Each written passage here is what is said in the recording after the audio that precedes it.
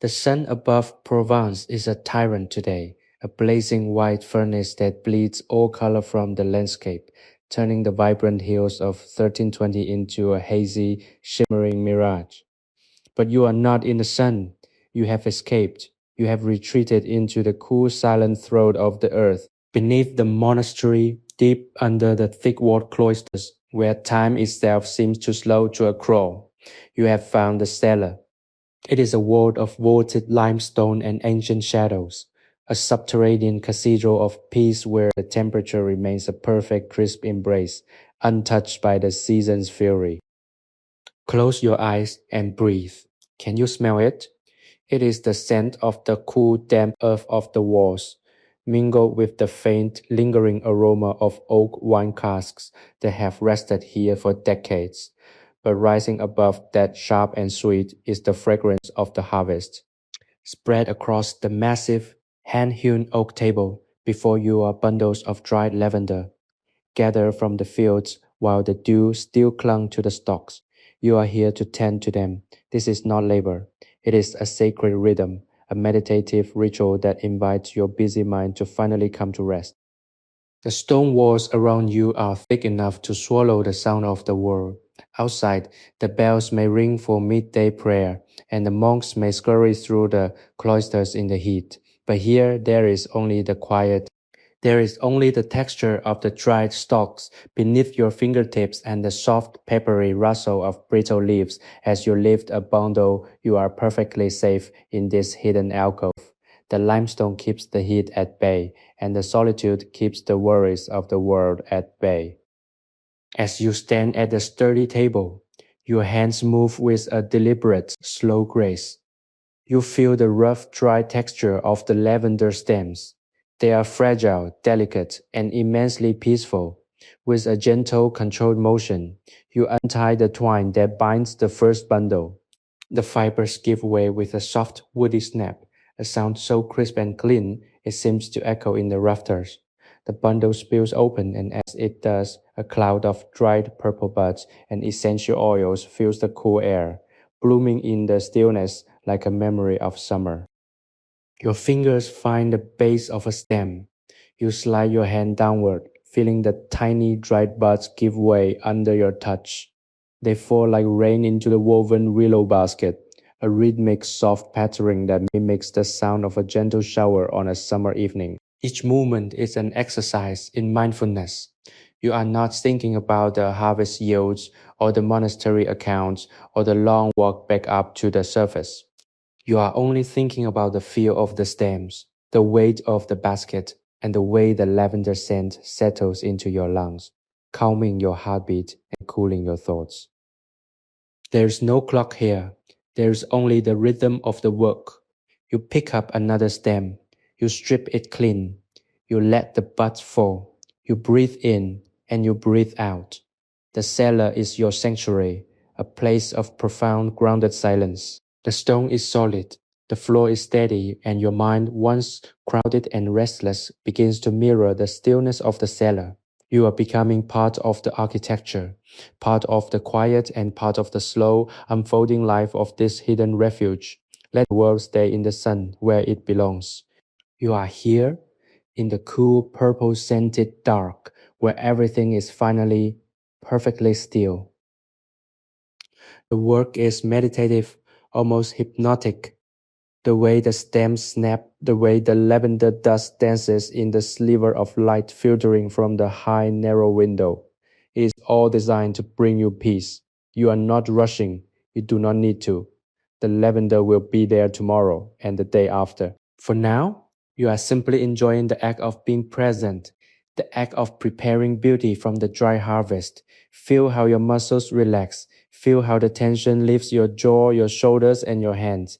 You are sinking into the comfort of this, the most peaceful room in all of Provence. As you continue your work, the rhythm of the cellar begins to dictate the rhythm of your own pulse. It is a slow, steady cadence, perfectly synced with the movement of your hands across the oak surface. The table itself feels like an anchor, a testament to the stability of this sanctuary.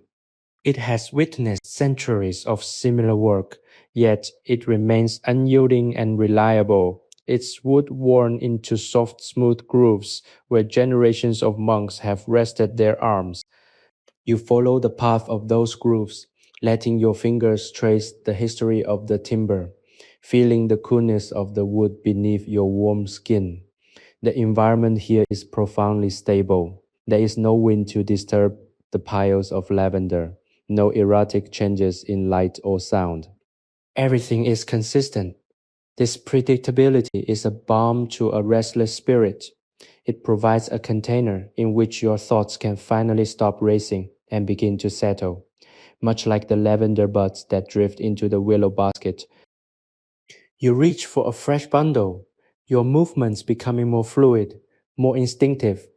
The stems are brittle, snapping with a sound that is both sharp and comforting.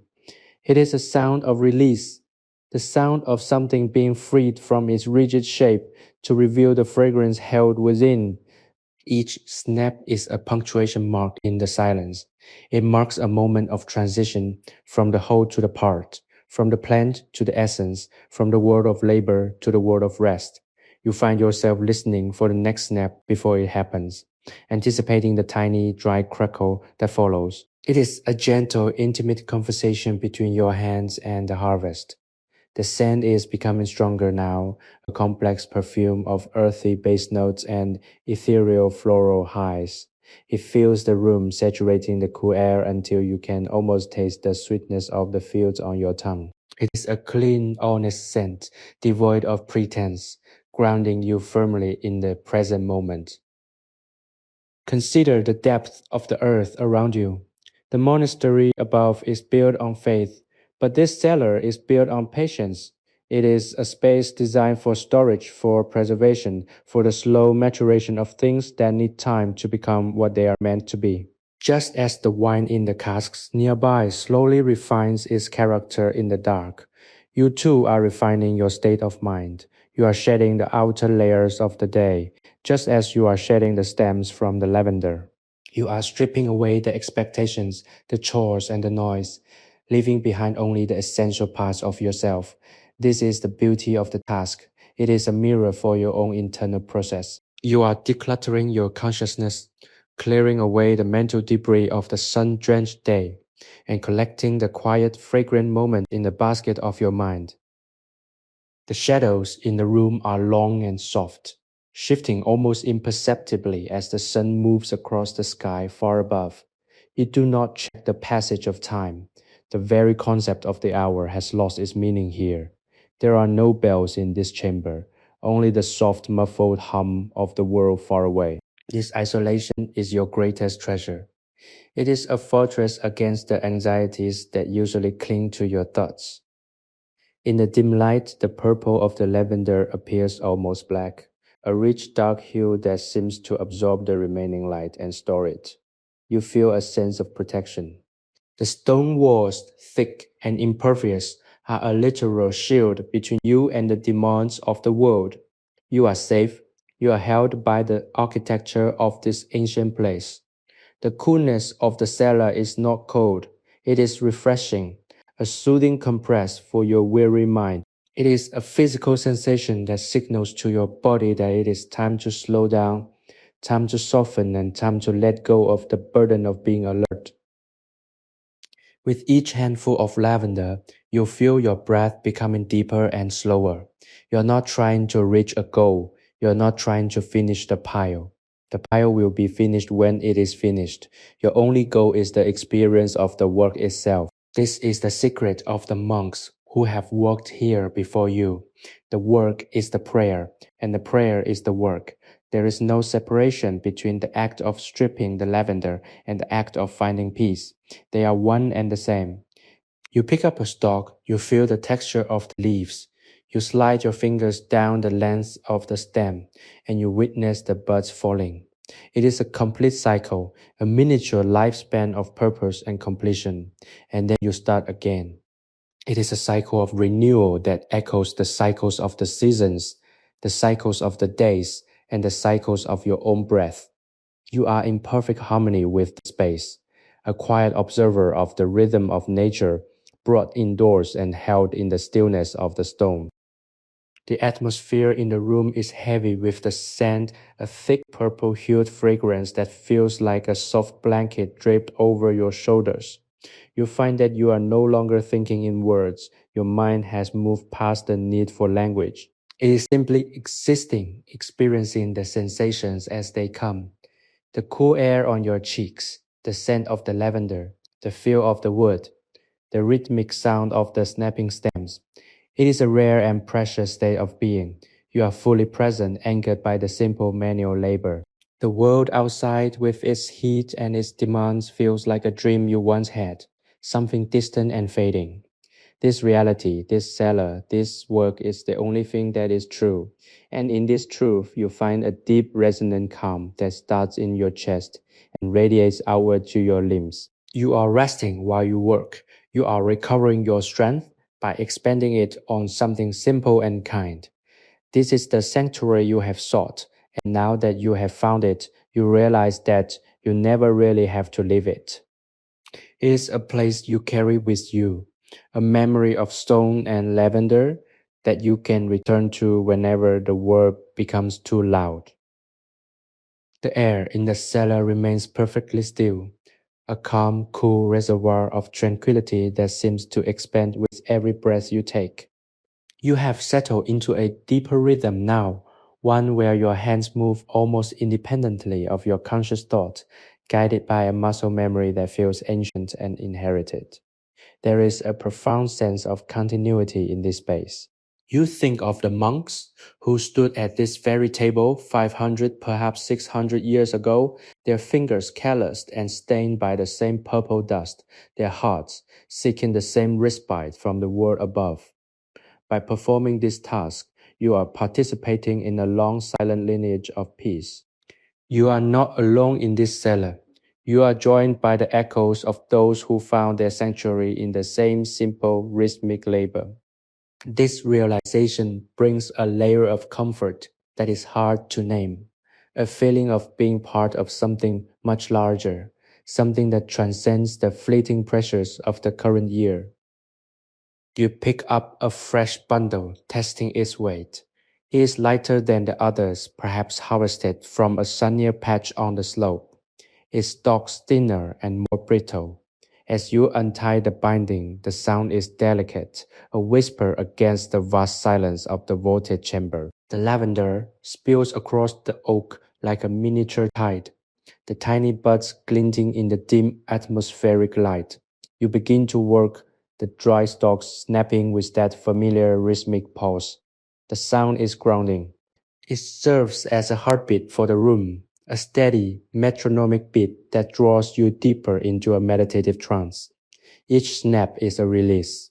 You find that with every stem you clear, you are also clearing a space in your mind, sweeping out the clutter of unnecessary worries and anxious thoughts. The buds fall into the basket with a soft, dry patter, a sound that mimics the distant promise of rain.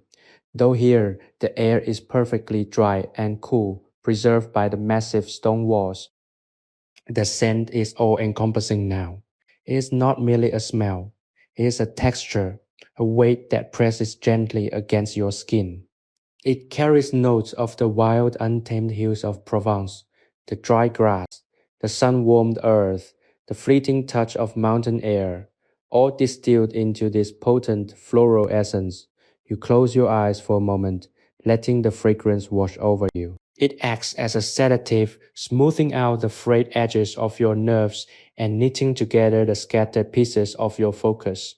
Here in the dark, the scent is vibrant and alive. It is the memory of the summer, captured and concentrated, a gift of warmth and color, held in the cool gray embrace of the cellar. You are breathing in the essence of the season, and as you exhale, you release the heat, the frustration, and the exhaustion that you carry down the stairs with you. Notice the quality of the light as it interacts with the dust motes dancing in the air. They are suspended in shafts of dim gray illumination, drifting in slow, lazy circles. There is no urgency in their movement, and you find yourself adopting their pace. Your movements are slow, deliberate, and entirely unhurried. You are no longer performing a task for a purpose. You are simply existing in the movement itself. You find that the more you surrender to this pace, the more time seems to expand. The hour becomes an hour and a half. The minute becomes a long, drawn-out experience of sensory delight. This is the luxury of the monastery cellar. It is a place where time is not a master to be served, but a river to be floated upon. You are drifting, held aloft by the coolness of the stone and the soothing rhythmic repetition of your work. As you reach for another handful of stalks, you notice the way the light catches the purple of the buds. They look like tiny scattered jewels, a treasure that requires no wealth to possess, only patience to harvest. You feel a deep, quiet gratitude for this abundance. The land has provided, the monastery has sheltered, and now you are tasked with preserving. It is a humble, dignified purpose. You feel a sense of wholeness, a feeling that you are exactly where you are meant to be. There is no desire to be anywhere else, no longing for the noise of the village or the demands of the social world. This subterranean sanctuary is enough. It is a complete universe of sensory experiences that satisfy the soul. You are learning to find contentment in the smallest of things: a dry stalk, a purple bud, a smooth piece of oak, the cool touch of stone against your palm. Let your awareness expand to include the entire cellar. Feel the weight of the stone above you, the massive unyielding ceiling that keeps the world at a distance. It is a protective, womb-like space that asks nothing of you other than your presence. You are allowed to be still. You are allowed to be quiet. You are allowed to shed the armor you wear during the day and simply be a human being, connecting with the earth and the cycle of the plant life. The transition to this state of mind is complete. You are no longer thinking about the heat or the chores or the expectations of others. You are simply in the cellar, a part of the silence, a part of the scent, a part of the peace. The rhythmic snapping of the stems continues, a steady soothing pulse that carries you forward, deeper into the heart of the afternoon, deeper into the heart of your own quiet, steady self. You are safe here, and in this safety you are finally free. You find that the rhythm of your hands is no longer just a manual task, but a form of silent communication with the history of this place. As you strip the lavender, you imagine the hands that have occupied this space before, perhaps a monk centuries ago, seeking the same solace from the summer heat that you find today. The oak table, worn smooth and dark by time, holds the energy of countless hours of similar labor. You are not merely processing a harvest.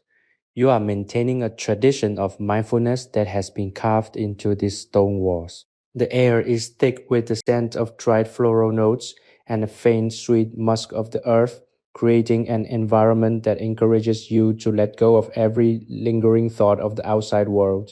This is your sanctuary and you are its guardian of peace. If you find this journey into the quiet historical depths of the monastery helpful for your own moments of rest, I invite you to join our community, subscribe to Sleepy History with Theodore, and hit the notification bell so you never miss a chance to retreat into the stillness of the past. The deliberate slow motion of your hands as you slide down the woody stems becomes a rhythmic mantra. Snap, strip, drop, snap, strip, drop. The sound of the dried buds hitting the bottom of the woven willow basket is a soft rhythmic patter, like the distant gentle sound of rain falling on a roof far above you. In this subterranean chamber, you are shielded from the intensity of the sun, and the thick limestone arches act as a natural barrier against the turbulence of the modern era. Go out here, the temperature is constant, a cool, refreshing blanket that settles over you the moment you step through the heavy wooden door. There is no urgency in your movements. You are allowed to be slow, you are allowed to be methodical. You are allowed to take as much time as you need to appreciate the fragrance that rises in a cloud around you with every bundle you untie. It is a calming floral perfume that seems to slow your heart rate, drawing your attention inward, away from the external world, and toward the center of your own quiet, calm awareness. Feel the weight of the cooling stone as you lean slightly against the edge of the oak table. The sensation is grounding, a reminder of the physical reality of the monastery, the weight of the history that surrounds you. You are held by this place. The stone is not cold, it's simply steady, a silent witness to your need for rest. As the pile of stripped lavender in your basket grows, the pile of stalks on the table slowly diminishes, representing the clearing of your own mental space. You are removing the clutter, the excess, the dry and brittle pieces of your daily life that no longer serve you, leaving behind the fragrant purple essence of your own internal peace. It is a transformative process. With every movement, you feel lighter, more centered, and more deeply integrated into the tranquil atmosphere of the cellar. The silence here is not empty, it is full of potential, a space where your thoughts can stop racing and instead begin to drift, carried along by the scent of the lavender and the cool, still air of the cellar. Consider the way the light filters through the small high window, casting long dusty beams that illuminate the dancing motes of lavender pollen. They move in slow motion, following the invisible currents of the room. You watch them and you realize that you are moving at the same pace. You are no longer rushing toward an endpoint. You are living entirely in the middle. In the process itself, this is the art of being, and you have mastered it in this hidden corner of the world. The monks who built this place understood that the human soul needs a place to retreat, a space where the noise of the world is muffled by layers of earth and stone. By finding this place, you are honoring that wisdom, allowing yourself the grace of a true, uninterrupted sanctuary. You are safe in this darkness, and you are surrounded by the beauty of a harvest that has been tended with care, just as you are tending to your own spirit in this moment. As you reach for yet another bundle, notice how your breathing has changed. It is deep, rhythmic, and effortless. You are no longer breathing just to exist, but breathing to absorb the calm, to let the floral notes fill your lungs and soothe your system. The scent of the lavender is complex, with hints of wood, spice, and a sweetness that only comes with complete drying. It is the scent of a summer that has been captured and held, a reminder that even when the heat is overwhelming, there is beauty and rest to be found if you are willing to look for it. You are finding it now. You are holding it in your hands. You are surrounded by it. The cellar is a vessel for this peace, and you are the one who has discovered the secret to opening it. As the minutes pass, the outside world feels increasingly like a dream, a distant, fading memory that has no power over you here. You have stepped into the history of the monastery, and in doing so, you have found a way to step into a more peaceful version of yourself.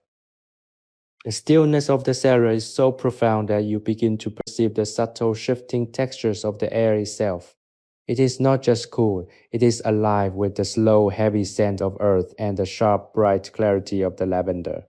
You find yourself noticing the way the shadows cast by the stone arches have elongated, marking the passage of the afternoon without the need for a ticking clock. The rhythm of your work has become almost meditative, a trance-like state where the boundaries between your physical body and environment seem to soften. You are the monk, you are the table, you are the lavender, and you are the cool, sheltering stone. The duality of doing and being has vanished, replaced by a singular focused intent. Every time you lift a handful of stalks, the weight is familiar. The sensation of the rough fibers against your skin is a comforting anchor to the present. You are becoming a part of the architecture, a living, breathing component of this ancient silent space. Listen closely to the sound of the stalks as you snap them.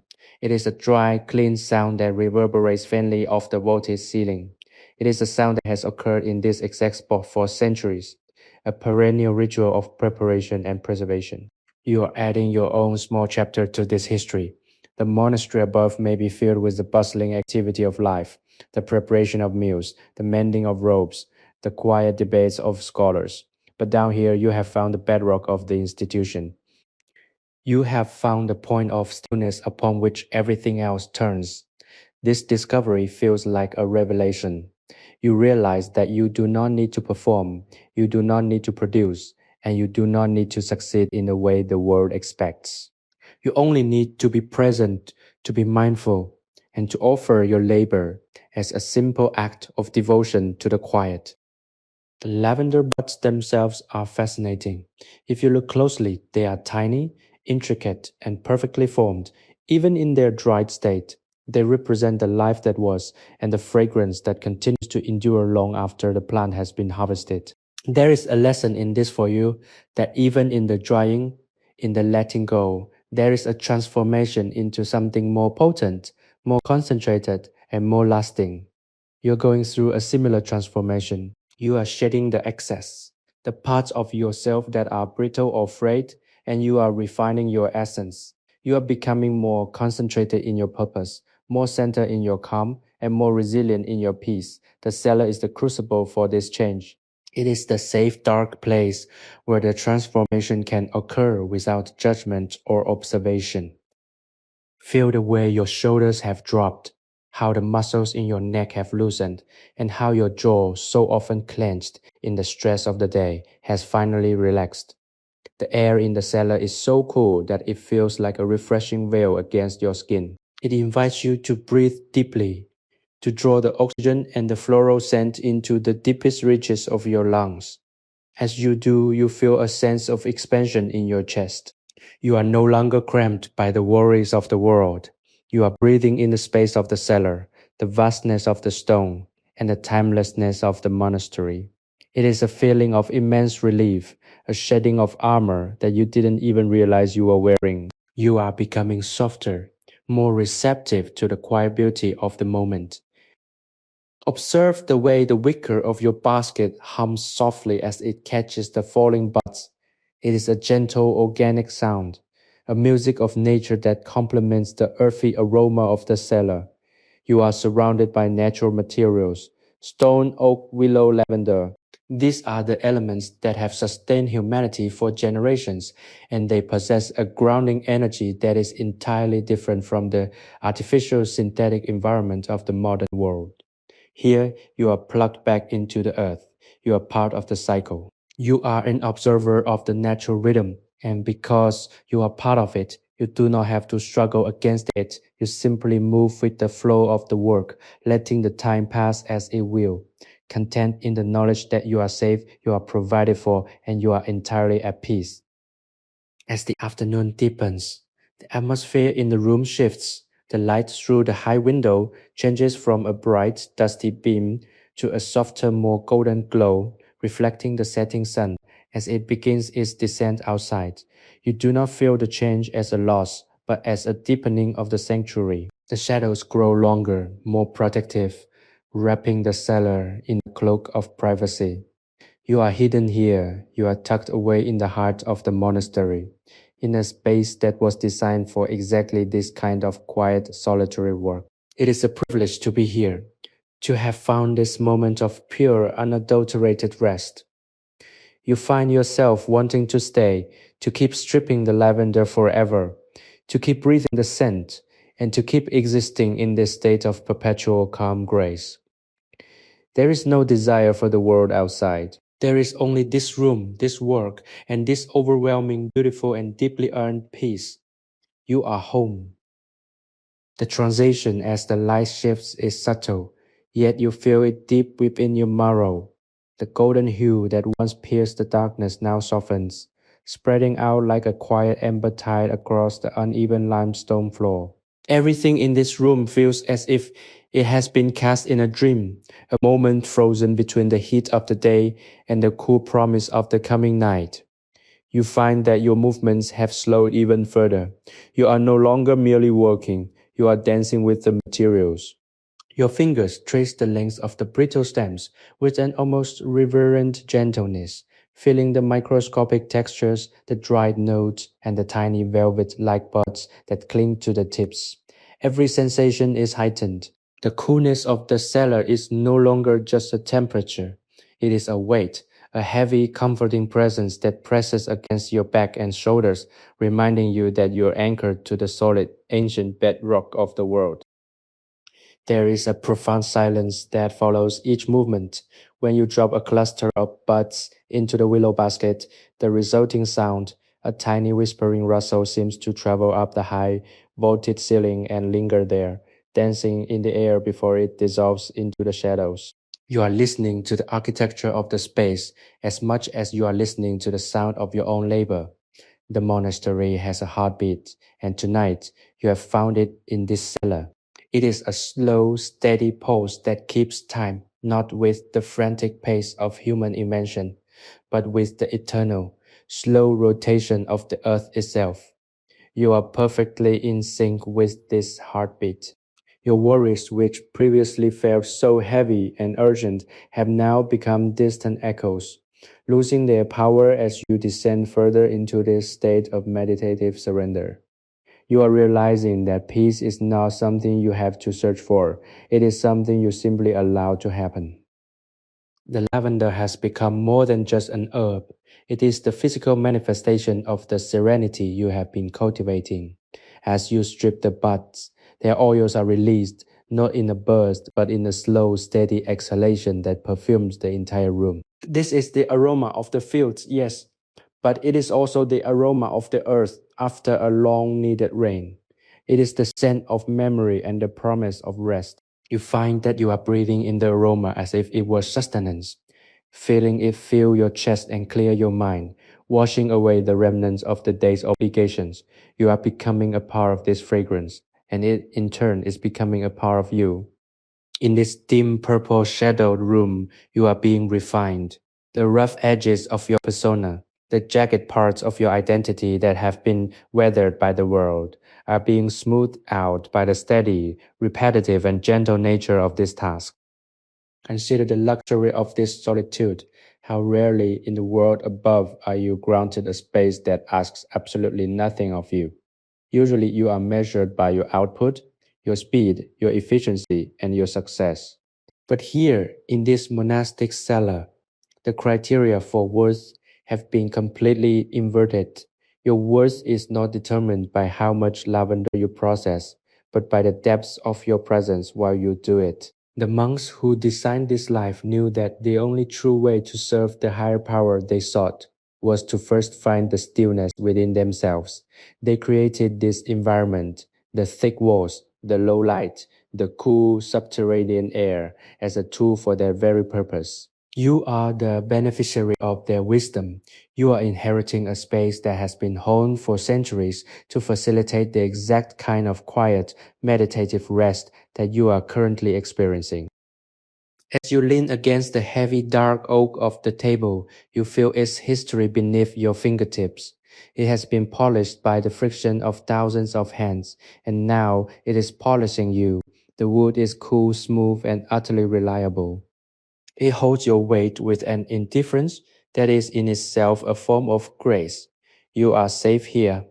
No one will call for you. No one will expect a performance from you, and no one will demand that you be anything other than exactly who you are in this moment. The world can wait, the sun can set, the stars can turn in their tracks. You are held in the firm, unyielding, and protective grasp of the earth, and it is a sensation of absolute, total safety. This is a sanctuary in the truest sense of the word, a place where the soul can finally exhale and let its shoulders drop. Every movement you make is a form of prayer, a silent acknowledgement of the bounty of the harvest and the peace of the refuge. You pick up another bundle, feeling the way the twine gives way, feeling the way the stems yield to your touch. It is a dance of intimacy. You are witnessing the life cycle of the lavender, from the fields to the bundle, from the bundle to the basket, and finally into the quiet dark heart of the storage where it will rest for the winter. You are part of that cycle. You are an agent of quietude, a custodian of the peace. As you continue your work, feel the gratitude rising in your chest, a quiet humming warmth that exists alongside the coolness of the cellar. It is a beautiful irony, this mixture of sensations, and it brings a smile to your lips. You are exactly where you are meant to be. This is a moment of pure, unadulterated existence, a pause in the narrative of your life that you will hold on to long after you have climbed back up the stone stairs. Sleepy History with Theodore is a sleep history storytelling platform created for entertainment, inspiration, education, and the promotion of positive emotional values. The progression of your evening in the cellar has become a seamless, rhythmic flow that bypasses the need for linear thought. You are no longer counting the minutes or measuring your progress against the size of the remaining pile. Instead, you are existing entirely within the micro movements of your hands. The snap of a stem is not just a sound. It is a physical sensation that ripples through your arms, grounding you in the reality of the present.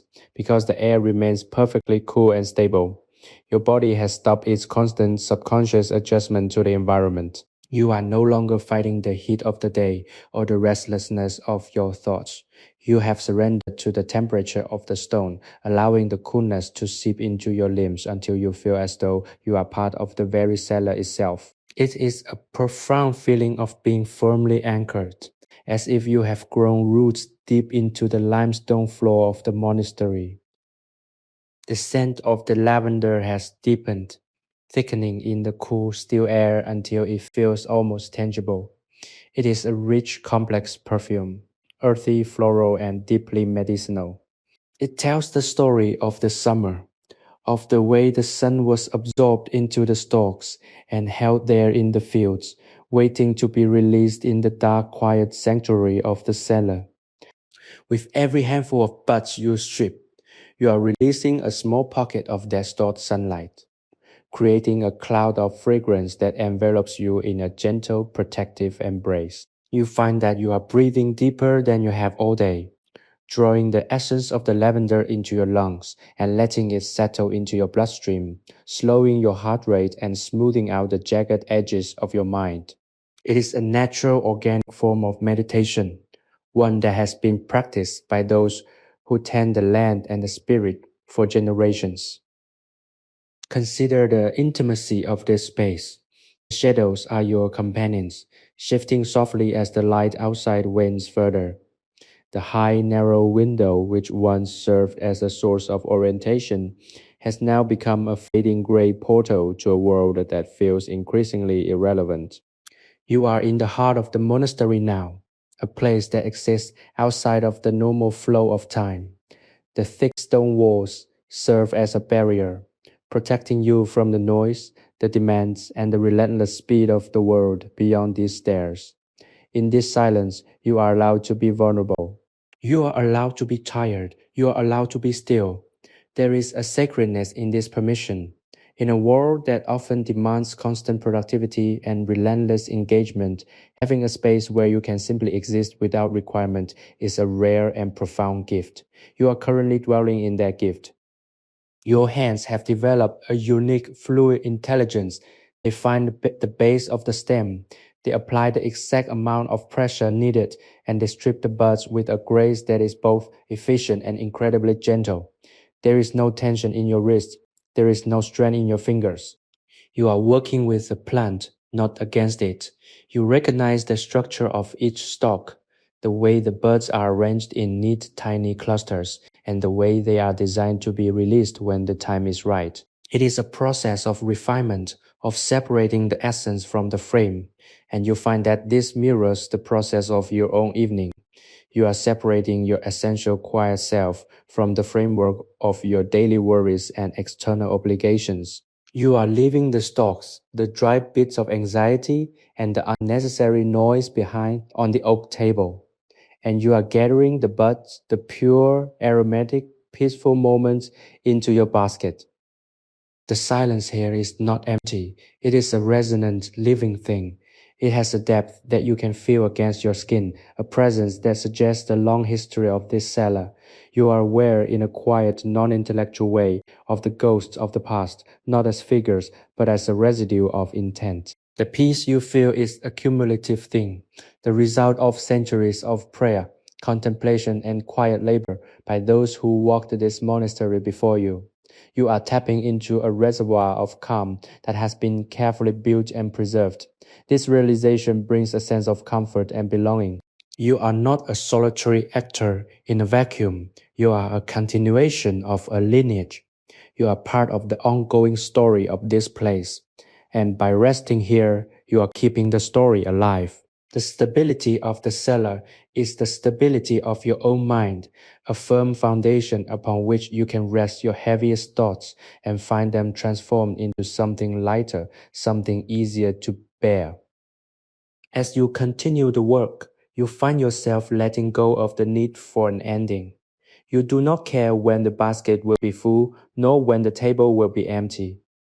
The task is no longer about the result, it's about the ongoing process. You are content to simply pick up the next bundle, to untie the twine, to feel the brittle snap, and to watch the buds fall.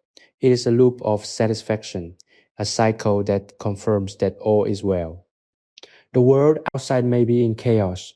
The seasons may be shifting toward the autumn. But here there is only the cool air, the scent of lavender, and the rhythm of your own breathing. You have reached a place of profound internal equilibrium. You are balanced, you are centered, and you are profoundly at rest.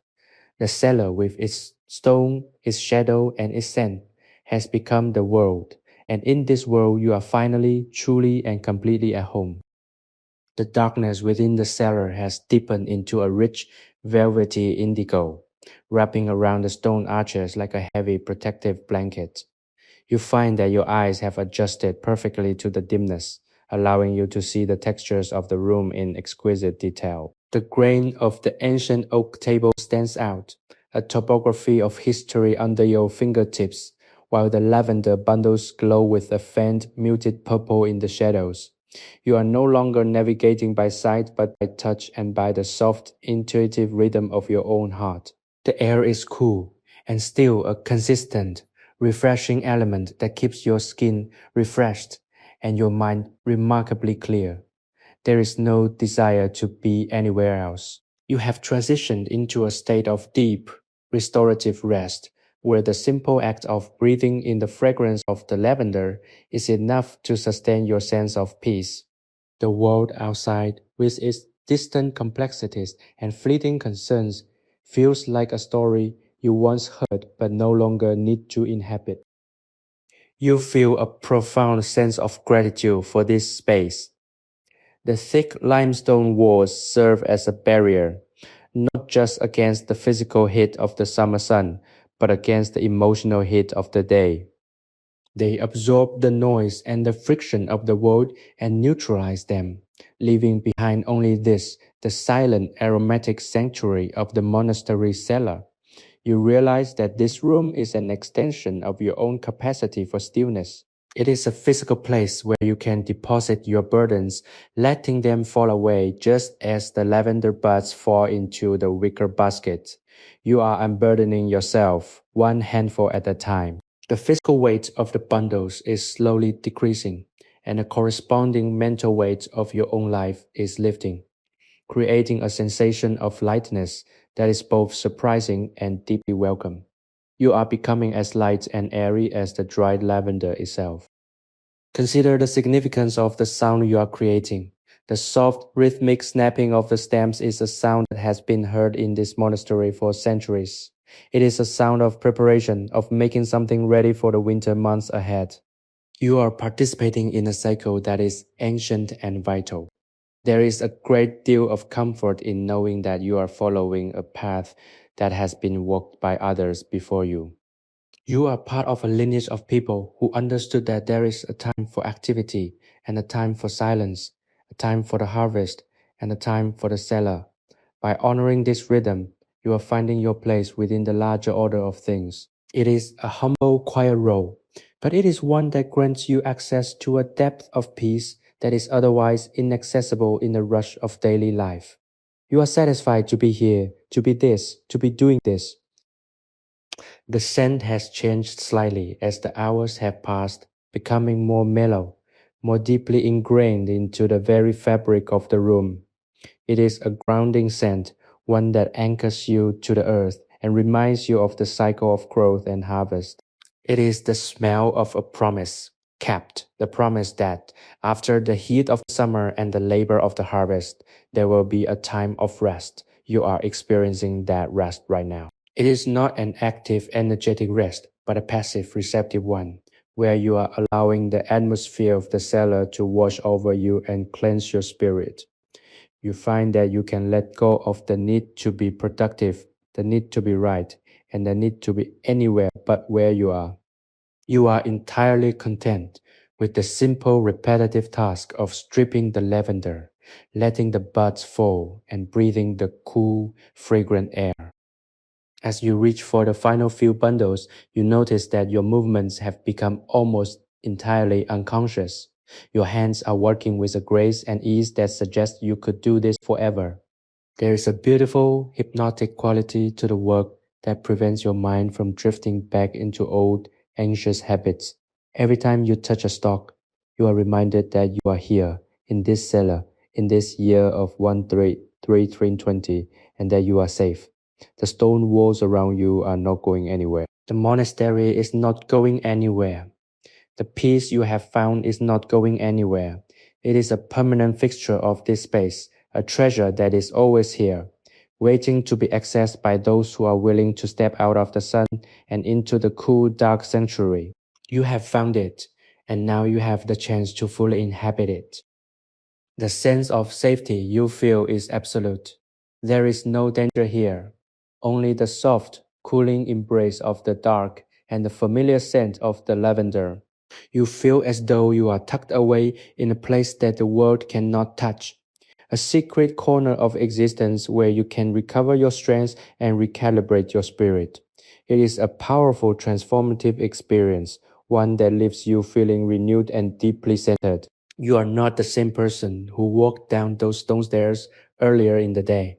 You are someone who has learned the value of the silence, the importance of the pause, and the beauty of the simple manual labor that clears the heart.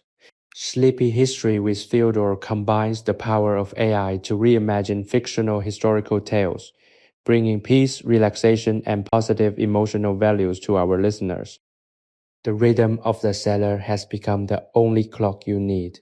As you move through the remaining bundles, you find that your internal world has aligned perfectly with the external environment. The coolness of the stone is no longer a sensation you notice. It has become the baseline of your existence, a constant comforting temperature that allows your body to sink into a state of profound restorative relaxation. The air is so deeply saturated with the essence of lavender that every breath feels like a cleansing, a gentle purification of your spirit.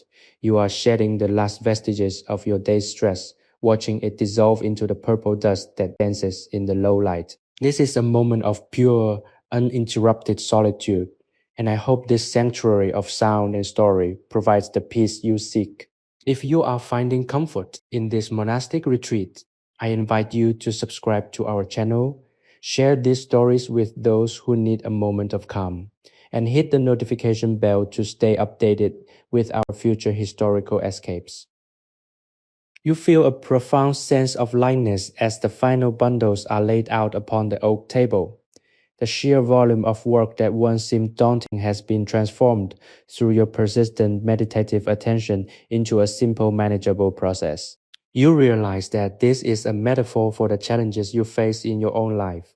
When you approach them with the same slow, deliberate, and non-judgmental attention as you have approached this lavender, they lose their power to overwhelm you. They become individual stalks to be stripped, simple tasks to be completed in the quiet of the present moment. The seller has taught you the value of breaking down the world into its essential manageable components. You are no longer rushing toward a conclusion. You are living in the integrity of the act itself.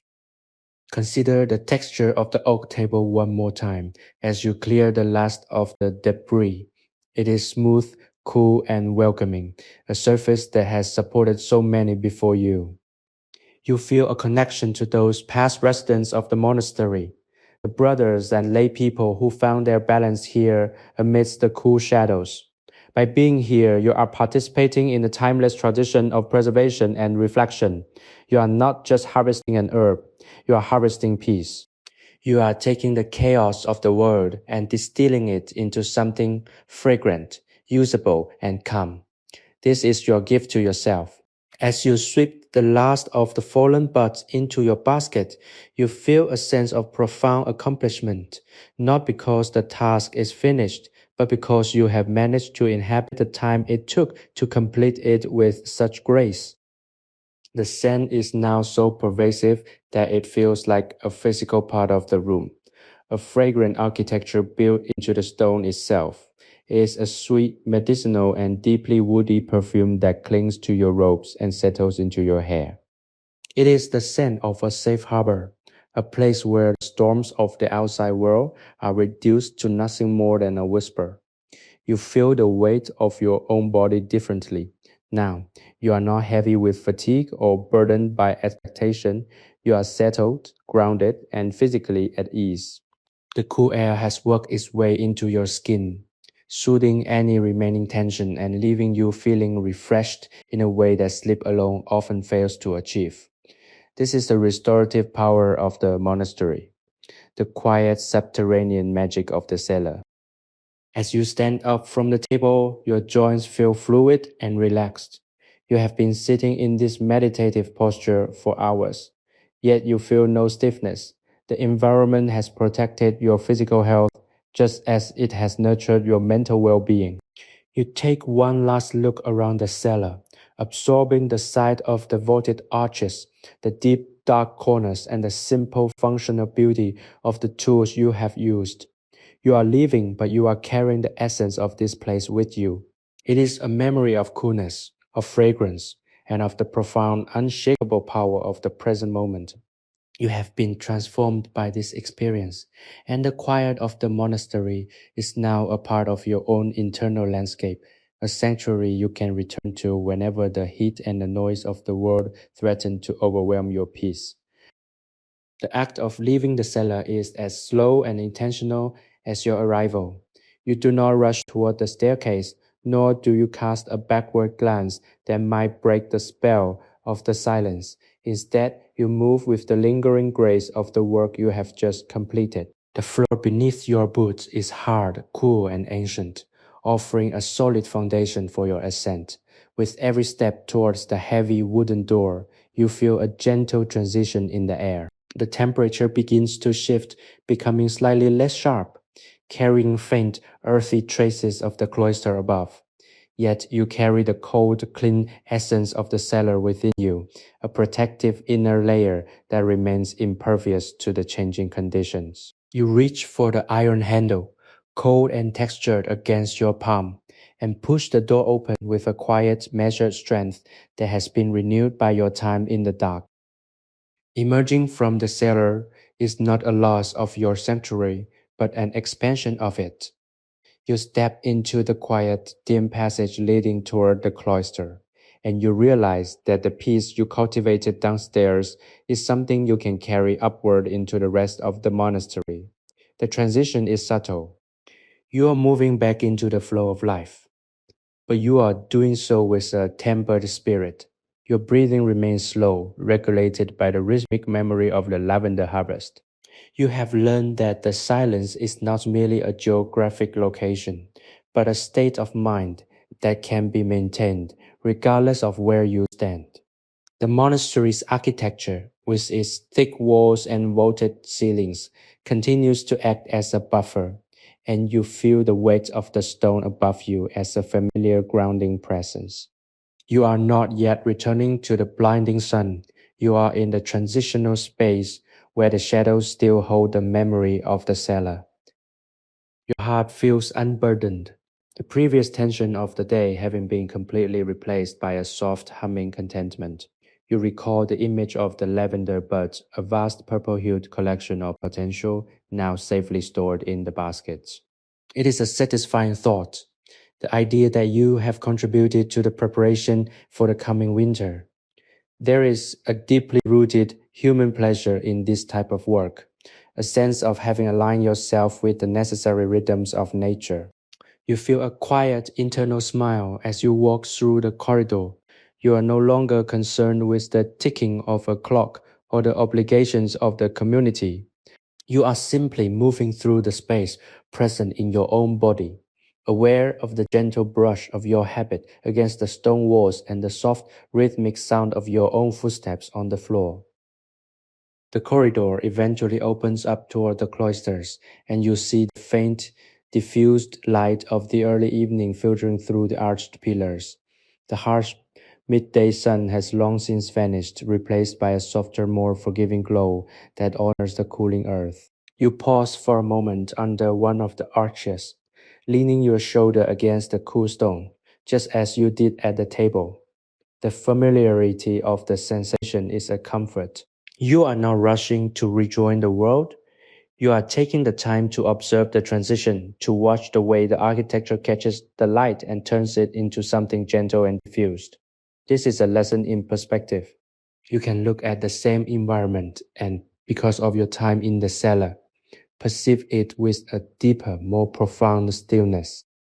As you contemplate the view, you realize that the monastery is not just a building, it is a repository of this very peace. Every stone, every beam, and every shadow has been placed there with the intention of fostering reflection. You are walking through history. Yes, but you are also walking through a physical manifestation of an idea.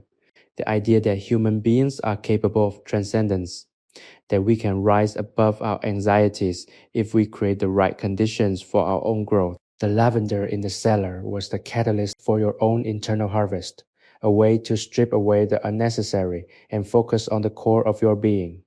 You feel a profound gratitude for this place, for the monks who understood the power of a cool, dark room, and for the simplicity of the earth that provides such deep, medicinal rest. You are ready to move forward, not because you have to, but because you are now capable of bringing this serenity with you into whatever task comes next. The path ahead is clear, quiet, and perfectly beautifully still. The cool evening air of the cloister greets you with a gentle, refreshing touch, a subtle reminder that the world outside continues its rotation even while you are tucked away in the deep, subterranean quiet. You walk slowly along the walkway, the arches framing the central garden in a series of elegant stone-carved windows. The scent of the lavender still clings to your hands, a faint sweet perfume that brings a sense of calm to the darkening corridor. You have spent your time well, and now you have the opportunity to share in the communal transition toward the end of the day. If you appreciate these slow meditative journeys into the past and find solace in the historical tranquility we explore, I encourage you to join our growing community of listeners by subscribing to Sleepy History with Theodore, sharing your thoughts in the comments, and clicking the notification bell so you can join us for each new installment of Rest and Reflection. The monastery is settling into the evening, and you notice how the collective energy of the space has shifted. The frantic sunlight-filled urgency of the afternoon has been replaced by a grounded, deliberate pace. You hear the distant melodic tolling of a bell, a sound that resonates through the heavy stone walls with a resonant metallic warmth. It is a signal for the evening prayers, a rhythmic invitation that mirrors the rhythm you found in the cellar. You are perfectly prepared for this transition. Your mind is quiet, your senses are sharp, and your body feels fluid and at peace. You are not arriving at the prayer service as a person burdened by the day's tasks, but as someone who has already found their own quiet internal sanctuary. You feel a sense of unity with the others who are making their way toward the chapel, a shared awareness that the day's labor is done and that the time for stillness has arrived. As you pass through the cloister, you take a moment to look at the garden in the center. The shadows are long and deep, casting the stone paths in layers of velvet gray. The plants, which have been shielded from the worst of the sun, are beginning to release their own nocturnal fragrances, mingling with the last traces of your lavender. It is a sensory symphony that grounds you further into the present. You are not thinking about the future, nor are you ruminating on the past. You are here in the cool blue light of the evening, experiencing the beauty of the monastery in its most quiet and introspective state. You realize that this is what you were seeking all along, a moment where the external world and your internal experience are in complete alignment, reflecting each other in a mirror of calm. You walk with an economy of motion, every step feeling intentional and light. You have shed the invisible weight of the day, and in its place you carry the quiet strength of the cellar. You realize that this is a practice you can return to time and again. You don't need the physical cellar to find this state of mind. You only need to recall the sensory details, the cooling stone, the scent of the dried harvest, the rhythmic brittle snap of the stalks, and the profound echoing silence. These are the tools you have acquired today. They are your own, and you can access them whenever the noise of the world threatens your equilibrium. The simplicity of the task has left a lasting impression on your spirit, teaching you that the most complex emotional landscapes can be navigated with the most basic, repetitive, and grounding actions. The chapel door stands ahead. Bathed in the soft glow of a few remaining candles, you approach it with a sense of reverence, not just for the religious space, but for the act of gathering that it represents. You are entering a new chapter of the day, moving from the solitary work of the cellar to the collective harmony of the group. It feels like a natural progression. You have done your part in private, and now you are ready to be part of the whole. You pause at the entrance, taking one last deep, centering breath. The fragrance of the lavender is still with you, a tiny personal reminder of your time in the sanctuary. You smile, push the heavy door open, and step into the warm golden light of the chapel, ready to welcome the evening with a heart that is completely, fundamentally at rest. The interior of the chapel is a breathtaking contrast to the cool subterranean darkness you have just left, where the cellar was a place of shadows and stone. The chapel is a space of candlelit warmth, where the flickering flames dance against the intricate stonework of the vaulted ceiling. You find your place among the other brothers and sisters of the monastery, their figures draped in soft, heavy wool, their movements slow and coordinated. The transition from the solitary work of the cellar to this communal assembly is seamless.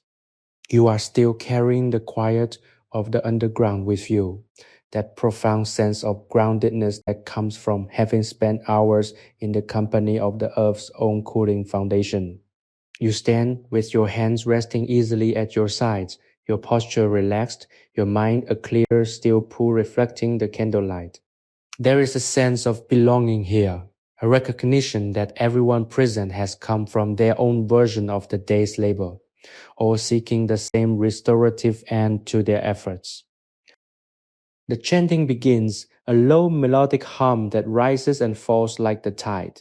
It is a language of sound that seems to bypass the intellect and speak directly to the marrow of your bones. Because your mind has been so thoroughly cleared by the rhythmic stripping of the lavender, you find that you can follow the music with complete presence.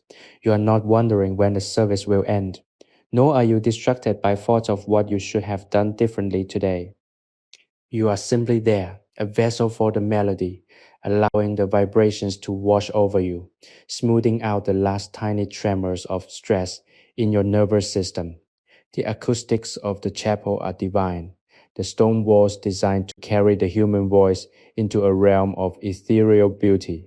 It is a perfect echo of the stillness you found in the cellar. Only here, the silence is filled with a collective harmony that deepens your feeling of being connected to something enduring. You observe the faces around you. They are illuminated by the soft golden light, their expressions marked by a deep, honest fatigue that is nonetheless underscored by a quiet, vibrant peace. You recognize that look because it is your own. You have all shared in the labor of the monastery, and now you are all sharing in the grace of the rest. The unity of the experience is powerful. It makes the world outside, with its competing interests and individual struggles, seem like a distant, chaotic fever dream. Go out here. There is only the order of the prayer, the predictability of the ritual, and the shared commitment to living in a way that honors the spirit. You feel a wave of genuine warmth for the people beside you. You are part of a rhythm that has pulsed through these walls for centuries, a life of balance, intentionality, and profound respect for the natural world. As the prayers continue, you find your focus shifting to the way the candlelight catches the dust motes in the air. They are the same dust motes you saw in the cellar, just illuminated differently. It is a reminder that the world is constant, and that our experience of it is merely a matter of where we choose to stand and how we choose to perceive it. You chose the cellar and you chose the chapel. In both cases, you have chosen spaces that prioritize the interior life over the exterior noise. You feel a sense of triumph in this. You have successfully navigated a full day, and you have come through it not exhausted or diminished, but renewed and deepened. The lavender in your basket has been prepared, and the lavender in your soul, the sense of calm, floral tranquility, is now blooming in full. You are ready for the night to come. When the service finally concludes, the silence that follows is even more potent than the one before. It is a heavy velvet-like silence, the kind that follows a moment of shared beauty. You remain in your place for a few extra moments, letting the peace solidify.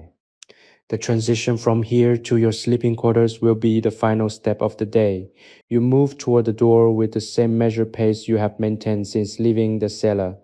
The air in the cloisters is even cooler now, carrying the crisp, sharp scent of the approaching night. You look up and see the first stars appearing through the stone arches, tiny, brilliant pinpricks of light in the vast velvet canopy above. The contrast between the earthbound cellar and the star-filled sky feels complete. You have touched the depths of the earth and reached toward the height of the heavens, and you have found peace in both. You are ready to rest, your mind a temple of quiet, your heart a vessel of gratitude. Your journey toward the dormitory is a slow walk through the history of the monastery. Each archway, each patch of uneven flagstone, and each shadow cast by the moonlight feels like a familiar friend. You are moving through the heart of the night, yet you feel no trepidation. The darkness is not a void, it is a soft, sheltering envelope that holds the monastery in a state of suspended animation. The air is crisp, biting slightly at your skin, which only reinforces the comfort of the woolen habit you wear.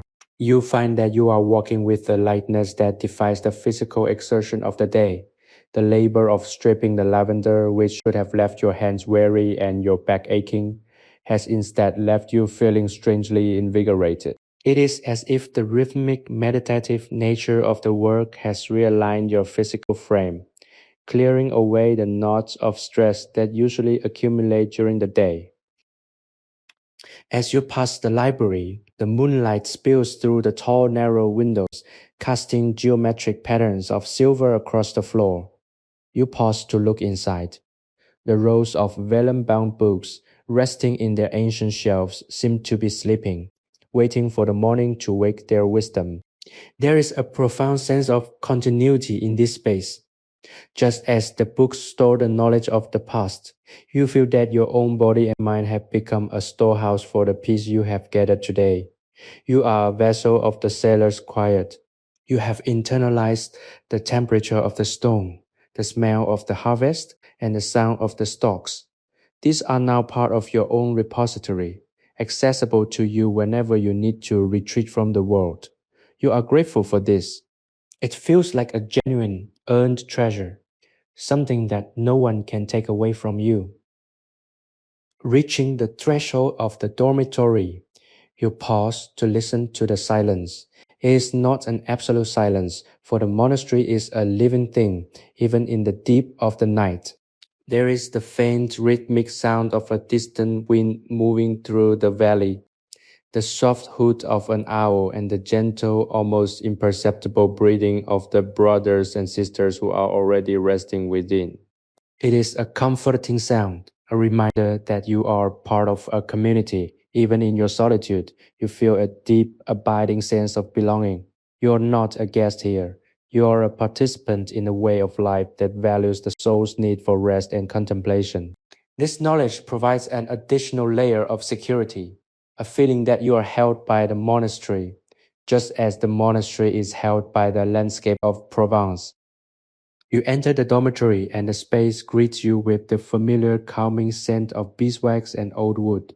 The room is dim, lit only by the faint silvery moonlight that makes its way through the shutters. You make your way to your small alcove, each step quiet, respectful of the rest around you. As you prepare for sleep, your movements are methodical and slow. There is no urgency. Every action, unfolding your blanket, smoothing the linen, laying out your habit, is an extension of the meditation you began hours ago at the oak table. You are still in the process of stripping away the day, removing the outer layers, and arriving at the core of your being. It is a beautiful ritualized way to end the day, one that invites the body to surrender its hold on the world and welcome the state of total unburdened repose. As you lie down on the firm, honest mattress, you feel the structure of the room around you. The thick walls that have stood for centuries, the vaulted ceiling that arches over you like a protective ribcage. You are in the safest place you have ever known. The world outside the monastery walls is vast, complex, and often overwhelming. But in here, in this small, quiet corner of the year 1320, everything is in its place.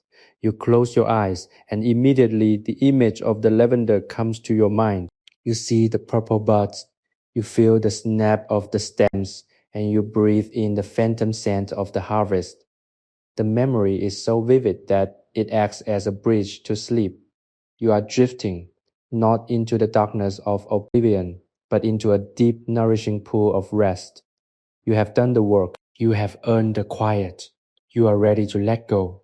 And you know with absolute certainty that you are exactly where you are meant to be. The sensation of drifting into sleep is like descending deeper into the cellar, passing through layers of cool, quiet air until you reach the bedrock of pure consciousness. Your breathing has slowed to a rhythmic, almost imperceptible pulse, matching the steady, slow rotation of the earth itself. The fatigue that once pulled at your limbs has been replaced by a heavy, luxurious warmth that blankets your body. It is a profound, total surrender. Every muscle, from the tension in your toes to the slight, lingering tightness in your jaw, has finally been allowed to fully release. You are not holding on to anything anymore. The task is finished, the harvest is gathered, and your responsibility for the world has been set aside. You are simply a human being in the dark, held by the weight of the stone and the gentle, invisible embrace of the night. In this state of near sleep, the memory of the cellar becomes a dreamscape you can inhabit. You find yourself back at the long oak table, but the labor is gone. Instead, the cellar is filled with a soft, bioluminescent glow, the color of twilight, and the scent of the lavender is so thick it feels like a physical presence. You are not stripping the stalks anymore. You are simply sitting in the center of the fragrance, watching as the lavender buds float in the air like tiny purple stars. They swirl around you in a gentle hypnotic vortex, moving in perfect harmony with your heartbeat. It is a vision of absolute peace, a manifestation of the mental clarity you worked so hard to achieve throughout the day. The cellar is no longer a storage room, it is a laboratory of the soul, a place where the chaos of the world is distilled into a fine, concentrated essence of silence. You feel a sense of profound, quiet joy at the realization that this place is a part of you now. You have internalized the architecture of the sanctuary, the strength of the limestone, the steadiness of the oak, and the patience of the harvest. These are the qualities you are carrying into your sleep. You are not worried about what tomorrow will bring, or whether you will wake up refreshed, or what tasks will be waiting for you in the morning. All of those thoughts are external, surface level concerns that cannot penetrate the deep inner vault you have secured within yourself. You have built a fortress of calm, and the gates are locked against the intrusion of anxiety. You are safe, you are settled, you are perfectly at ease in the dark. The silence of the dormitory has its own music. You hear the faint rhythmic ticking of the moon passing across the sky, the soft sigh of the night air as it brushes against the stone walls, and the gentle, synchronized breathing of your companions in the nearby beds. It is a reminder that you are part of a larger whole, a community of individuals who are all in their own way, seeking the same state of deep, unburdened repose. You feel a thread of connection to each of them, a shared understanding of the sanctity of this hour. We are all here in the heart of the monastery, away from the world, resting in the quiet, and it is a powerful, beautiful thing. This awareness settles over you like a soft, heavy quilt, insulating you against the vastness of the outside world. As you slip further into the depths of slumber, the last thought that crosses your mind is one of gratitude. You are grateful for the heat of the day because it taught you to value the cool of the cellar. You are grateful for the complexity of your life because it taught you to appreciate the simplicity of stripping lavender. You are grateful for the monastery, for the stone, for the silence, and for the opportunity to have truly deeply rested. The world is a beautiful, if difficult place, but tonight you have found the secret to enduring it. You have found the peace that exists in the core of yourself, the sanctuary that no one can reach and nothing can disrupt. You are floating now, untethered from the concerns of the day, drifting away on a cloud of fragrance and quiet. You are sound asleep, tucked safely into the heart of history, where everything is perfectly, eternally still.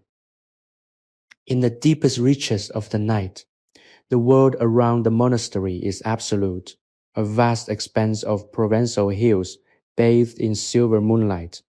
Yet, within the thick, limestone encased sanctuary of your dormitory, the silence is so heavy it feels like a physical weight, a comforting pressure that holds you securely in place.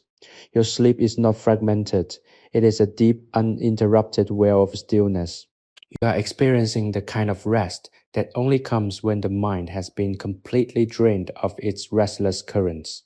The rhythm of your breathing is so slow that you feel as though you are breathing with the walls of the monastery themselves, a slow oceanic expansion and contraction that persists beneath the threshold of your consciousness. There is no distinction between your body and the space you occupy. You are at home in the architecture of this ancient place. In the dream memory of the cellar, the air is now cool, crisp, and charged with a gentle energy. The violet hues of the lavender seem to illuminate the room from within, casting a soft, soothing glow over the stacks of wine casks that line the walls. You are standing in the center of this subterranean sanctuary, and you feel a profound sense of clarity. The work you performed earlier, the stripping of the buds, the snapping of the stalks, is now revealed as a necessary calibration. You were clearing the path for this exact moment of internal quiet. You realized that the lavender was never the goal. The harvest was merely the mechanism by which you learn how to let go. And having learned that, you find that you can let go of everything. Your identity, your history, your expectations, and your burdens. You are simply a consciousness floating in a room of peace. The sensation of time has completely dissolved. It is as if you have stepped out of the flow of the linear day and into an eternal, static moment of perfection. There is no past to look back on and no future to plan for. There is only this, the steady, cool endurance of the stone, the soft, lingering perfume of the herbs, and the profound absolute safety of the dark. You feel a sense of expansion, as if your awareness is stretching out to touch the cold outer surface of the monastery walls, feeling the vibration of the earth itself. The connection is electric, a grounding force that anchors you to the core of the planet. You are so fundamentally, deeply settled that it would be impossible for any worry or anxiety to find purchase in your heart. You are a rock in a river with the water of the world flowing harmlessly around you. Consider the beauty of this repose. It is a fragile thing, yet it is held within such strong protective walls. You have spent your life building defenses against the world, but here you have found the only defense that truly matters, the ability to retreat into your own silence. The monastery is the map, but the cellar is the destination. And now that you have reached this place of deep rest, you know that the path is yours to walk whenever the world becomes too loud, too bright, or too demanding. You have acquired the wisdom of the monks who came before you, the secret that peace is not something given, but something cultivated through the steady, patient work of the present. You have done the work and now you are reaping the harvest of that peace. As the night moves toward its conclusion, the silence in the room begins to take on a new character. It is less heavy, more expectant, vibrating with the subtle, distant promise of the coming dawn. You are not waking up yet, but your spirit is beginning to stir, sensing the transition of the planetary rotation. Yet there is no urge to rise. You are enjoying the final, deepest minutes of this immersion in the dark. You are drinking in the stillness, savoring the way it feels to be so completely at ease in your own skin.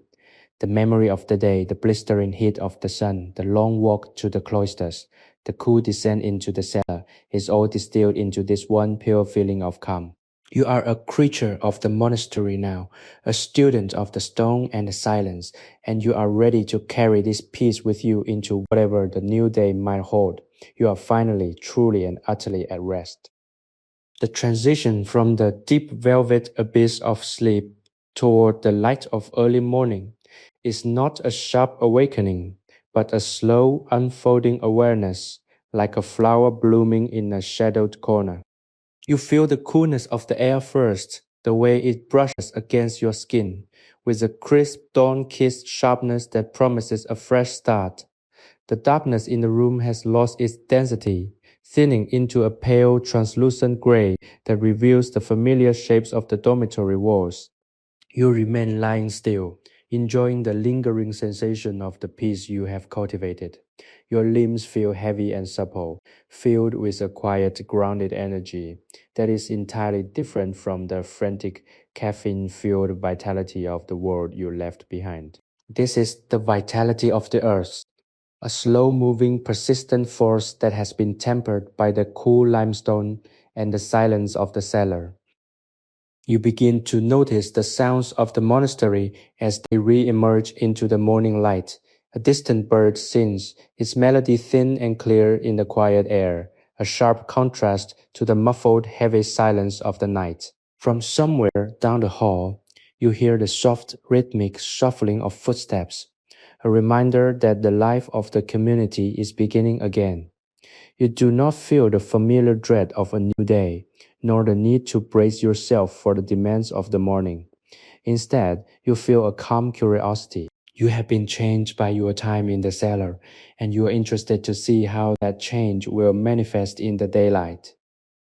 You have learned that you can inhabit a space of deep internal stillness, and you know that this space will stay with you, even as you rise and rejoin the rhythm of the monastery.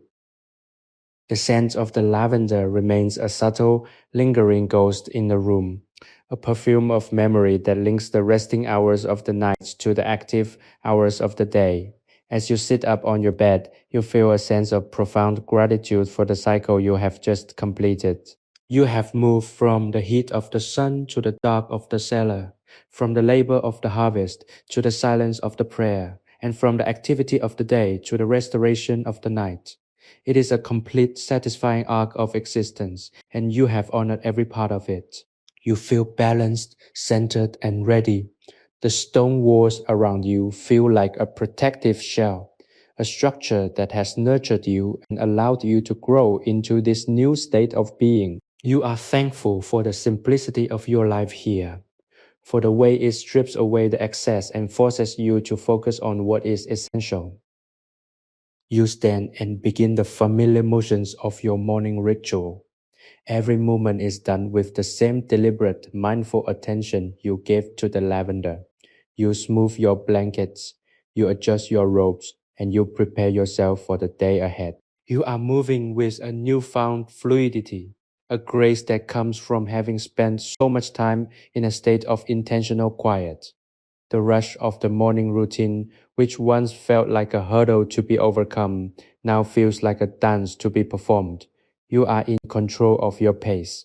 You are in control of your focus. You are the architect of your own experience, and you have chosen to build it upon a foundation of peace.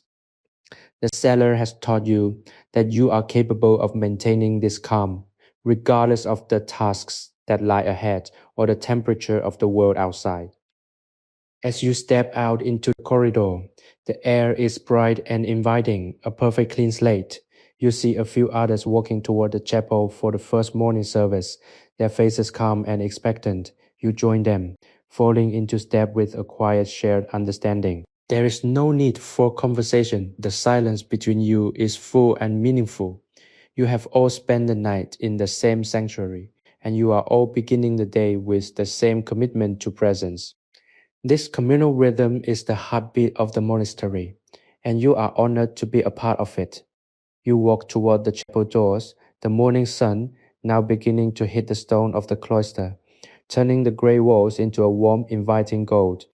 You are stepping into the new day, not with anxiety or expectation, but with a heart that is wide open, deeply rested, and fundamentally beautifully still. The morning service is a tapestry of sound, the monks' voices rising in unison to meet the first light of the day that streams through the stained glass. You find yourself absorbed in the vibration of the chanting, feeling the sound resonate in the very floor beneath your feet. It is a stark reminder that the monastery is a space designed for resonance, both audible and spiritual. The peace you carried from the cellar is not disturbed by this communal gathering. Rather, it is anchored and reaffirmed. You realize that your sanctuary is not a private, isolated fortress, but a shared foundation that sustains the entire community. As the service draws to a close, you feel a gentle, quiet readiness to step back into the rhythm of the monastery's day, armed with the profound understanding that stillness is an active choice, a discipline that must be cultivated and protected. You walk out of the chapel into the sun-drenched courtyard, where the morning air is already beginning to warm, yet it lacks the oppressive, scorching weight of yesterday's heat. The garden is alive, with the soft hum of bees and the rustle of leaves in a light, refreshing breeze.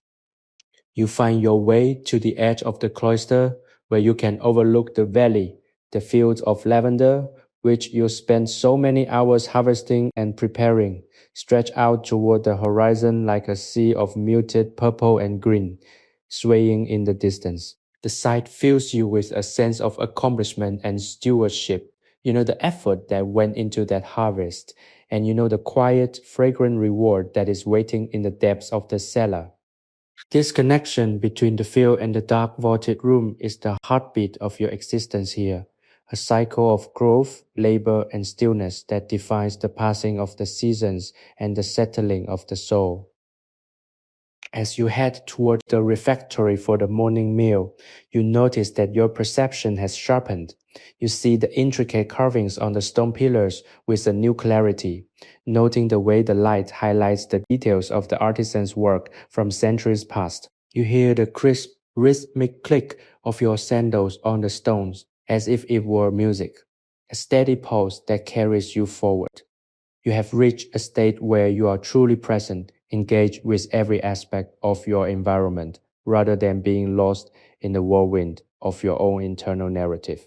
The breakfast is simple: coarse bread, fresh water, and a touch of fruit, but it tastes richer and more satisfying than any meal you can remember. It is the food of the earth, consumed in a state of gratitude and awareness, and it nourishes your body with the same efficiency that the cellar nurtured your spirit.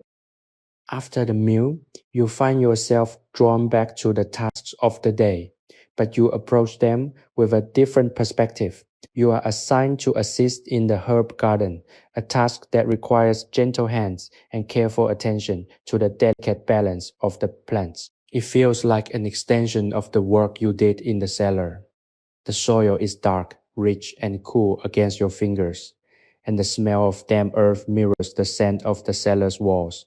You move from plant to plant, weeding and tending. your mind remaining in that same quiet, steady place. You realize that there is no boundary between work and prayer if you approach both with the same degree of intention. Everything is a form of service, a way of interacting with the world that reinforces your commitment to peace and your alignment with the natural order. As the sun climbs higher, the air grows warmer, but you find that you are completely unbothered by the rising temperature.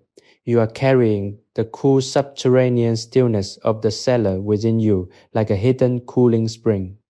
When the warmth touches your skin, it does not create the urgency or the restlessness it once did. You are anchored in the quiet, and you find that the heat is merely an external condition, one that you can observe and move through without being consumed.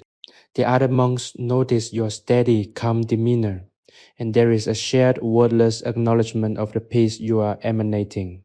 It is as if you have become a living testament to the efficacy of the sanctuary, a quiet example of what it means to be fully, profoundly at rest within oneself. You are living the teaching of the monastery, not through words or rituals, but through the simple, steady act of being present and at peace, even in the middle of a working day. The middle of the day finds you in the herb garden, where the sun is now bright and direct, yet your spirit remains in the cool shade of the cellar. The work is tactile and grounding, a series of precise movements as you thin the seedlings and prune the overgrown sprigs of rosemary and thyme. Each touch is a lesson in patience. You have learned that the plants do not hurry to grow and they do not complain about the heat. They simply respond to the environment with steady, relentless development. You are mirroring that wisdom. You have found that by aligning your own pace with the pace of the garden, you lose the anxiety of the ticking clock and gain the expansive joy of the present moment. It is a form of deep, active meditation that keeps your mind from wandering toward the anxieties of the future or the regrets of the past. If you find this exploration of monastic life and the cultivation of inner peace through historical storytelling to be a helpful companion to your own daily life, I invite you to become a part of our growing community of listeners by subscribing to Sleepy History with Theodore, where we continue to seek out these quiet, restorative pockets of the past for our mutual benefit. And please be sure to hit the notification bell so that you never miss a new opportunity to retreat into these calming ancient sanctuaries. You look up from the garden beds to see the monastery walls rising around you, a massive protective structure that seems to hold the very air in a state of grace. The stone, bleached white by the summer sun, stands in sharp contrast to the deep, dark green of the trees that fringe the monastery grounds. It is a beautiful, balanced landscape, and you feel a sense of profound privilege to be able to tend to it. As you move along the rows of lavender, you are reminded of your time in the cellar. The scent of the drying herbs in the garden is fresh and vibrant, a sharp contrast to the concentrated medicinal and soothing aroma that permeates the subterranean storage room. Both are necessary. The garden is the source of the life force, and the cellar is the source of the preserved, matured calm. You are an integral part of this cycle, a steward of both the growth and the silence. Your breath is steady and your heart is light. There is no feeling of obligation here, only a sense of purpose that is entirely fulfilling. You recognize that in the world beyond these walls, the concept of purpose is often tied to achievement, status, or external validation. Go out here. Purpose is found in the simple, necessary, and dignified act of cultivation. You are making the world a little more orderly, a little more beautiful, and a little more fruitful. This is the definition of a life well lived in the tradition of the monks who came before you. It is a life stripped of the loud, frantic, and often meaningless noise of competitive existence, leaving behind a core of solid, reliable, and deeply meaningful activity. You find that you are completely satisfied with this. You have no desire for the recognition of others. The recognition you find in the feeling of the soil under your nails and the sight of a thriving plant is more than enough. As you reach the end of the garden row, You pause to wipe your brow and take a drink of water from the clay jug. The water is cool, drawn from the monastery well, and it provides a sharp, refreshing jolt to your senses. You take a moment to look out across the valley. The heat haze is shimmering in the distance, but here, in the shadow of the monastery walls, the air is manageable and sweet. You feel the strength in your muscles, a firm, toned endurance that has been built through this honest physical labor.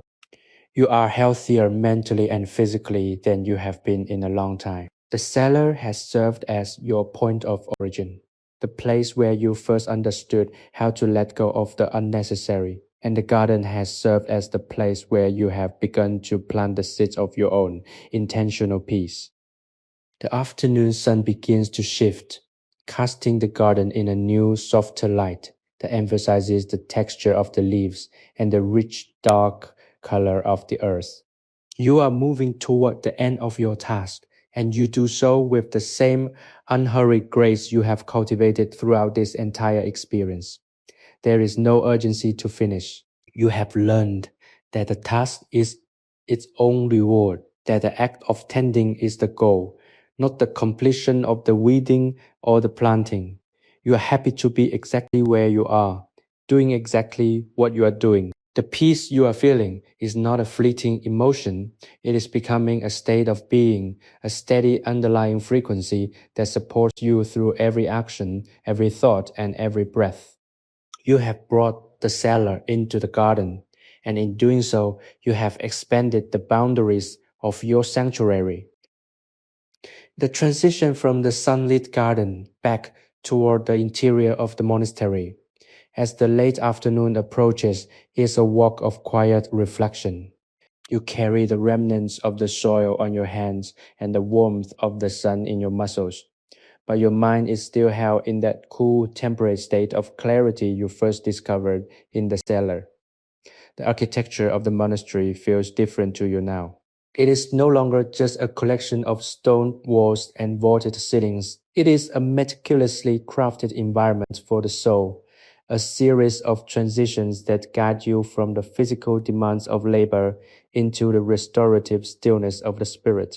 You see the cloister, the chapel, the library, and the cellar not as separate rooms, but as a singular unified pathway to inner tranquility.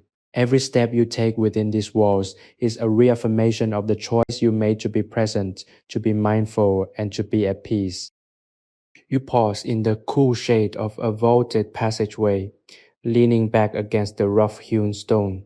The air here is still carrying the faint, familiar scent of old parchment and beeswax, a smell that speaks to the centuries of scholarship and contemplation that have transpired in these corridors. You find yourself thinking about the nature of time. Outside, in the world that moves so fast, time is an adversary, something to be raced against, conquered, or filled to the brim with activity. But here, time is an invitation. It is a slow moving, gentle current that allows you to deepen your experience of each moment. You have learned that when you stop trying to measure time, you start to live within it. You are experiencing this expansion now, where a simple pause in a hallway becomes a rich, sensory-filled event, a moment of profound connection to yourself and to the history of this place. The evening bell will soon toll, signaling the transition into the final phase of the day. You find that you are looking forward to the evening prayers, not because they are a duty, but because they are a homecoming. There is a deep instinctual comfort in the ritual of gathering, of moving from the solitary tasks of the day into the shared stillness of the chapel. You have found that you are not the same person who began this day. The restlessness that once plagued you, the constant low-level anxiety about the future, has been quieted by the repetitive calming work in the cellar and the garden. You have learned that the mind, when left to its own devices, can become a source of noise, but when it is anchored by physical grounding tasks, it can become a source of clarity. You have mastered the art of anchoring your mind, and you have realized that it is a tool you can use for the rest of your life. As you walk toward the dormitory to wash the garden dust from your hands and face, you pass the small arched doorway that leads down to the cellar. You stop for a second, feeling a quiet, familiar smile spread across your face. It is not just a room, it is your anchor. You think of the lavender still stored in the baskets, the purple buds waiting in the dark, and you feel a sense of completion. You did the work, you prepared the harvest, and in doing so, you prepared yourself. The cellar is still there, holding its cool, quiet secret, and it will be there tomorrow and the day after that. This is the beauty of the monastery. It is a place where you can always return, where you can always retreat, and where the peace you have cultivated is never lost. It is a permanent resource, a reservoir of stillness that you can tap into whenever the world starts to pull at your edges. You enter your alcove and begin to prepare for the evening. The simple rhythmic motions are a pleasure now. The way you fold your robes, the way you splash the water over your hands, the way you sit and allow your body to simply be still. You are not rushing to be anywhere else. You are completely comfortable in the quiet, completely at home in the dimming light. The monastery is settling down for the night, the corridors emptying, the shadows deepening. It is a time of profound sacred transition. You find that you are breathing deeply, your lungs filling with the cool air, your chest expanding with a sense of immense, quiet gratitude. You are whole, you are anchored, you are at rest. The evening is yours, and it is a gift that you will receive with an open, tranquil heart. The evening ritual in the chapel is the final, perfect seal on the day's journey. As you take your seat among the brothers and sisters, the flickering candles cast long, dancing shadows against the stone walls, creating an environment that feels less like a physical building and more like a bridge to another realm. The chanting begins, and this time you do not just listen, you feel the melody as it weaves through the air, vibrating against the ancient limestone and settling into your very soul. The collective voices rise together, a singular powerful sound that transcends individual worries, personal histories, and the transient nature of the world outside. You are a part of this unity, a small integral piece of a larger harmonious whole. Every breath you take is synchronized with the rhythm of the prayer, and every thought you allow to arise is immediately softened and diffused by the sheer overwhelming beauty of the sound. The silence that ensues between the prayers is profound. It is a thick, resonant silence that acts as a container for all the things that cannot be said. You realize that you have no need for words. The work you have done, the labor in the garden, the meditative rhythm of the cellar, the simple, focused life of the day has spoken for you. Your presence is your prayer. You have become the embodiment of the stillness you once sought, and this realization brings a sense of serenity that is both deep and unshakable. The monastery has done its work upon you. It has stripped away the friction, smoothed the jagged edges of your identity, and left behind a core of clear, intentional, and profoundly quiet being. You are no longer navigating the world. You are simply allowing the world to exist as you exist within it. As the final notes of the evening song fade into the vaulted ceiling, the chapel remains in a state of suspended grace. You stay there for a long time after others have begun to rise and leave, wanting to hold on to the frequency of this moment.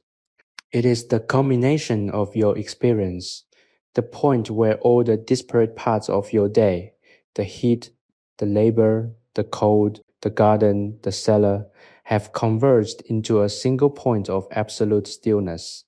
You feel as though you could sit here forever, suspended in the amber glow of the candlelight, anchored by the weight of the ancient stone. There is nothing to fear in this darkness. There is only the recognition that you are safe, that you are held by the architecture of this place, and that you have the capacity to carry this internal sanctuary with you wherever you go. The path back to your sleeping quarters is illuminated by a silver moon that has risen high above the valley. You walk slowly, savoring the way your feet feel on the cool, worn stones of the floor. The air outside is crisp and carries the faint, sweet promise of a starlit night. You feel a deep, abiding connection to the land itself, to the lavender fields that lie sleeping in the valley, and to the monastery that stands as a silent sentinel over them. You are a part of this landscape now, integrated into the life of the place in a way that feels permanent and right. You are not a visitor. You are a resident of the peace that exists in these hills, a keeper of the quiet that defines the nights in Provence.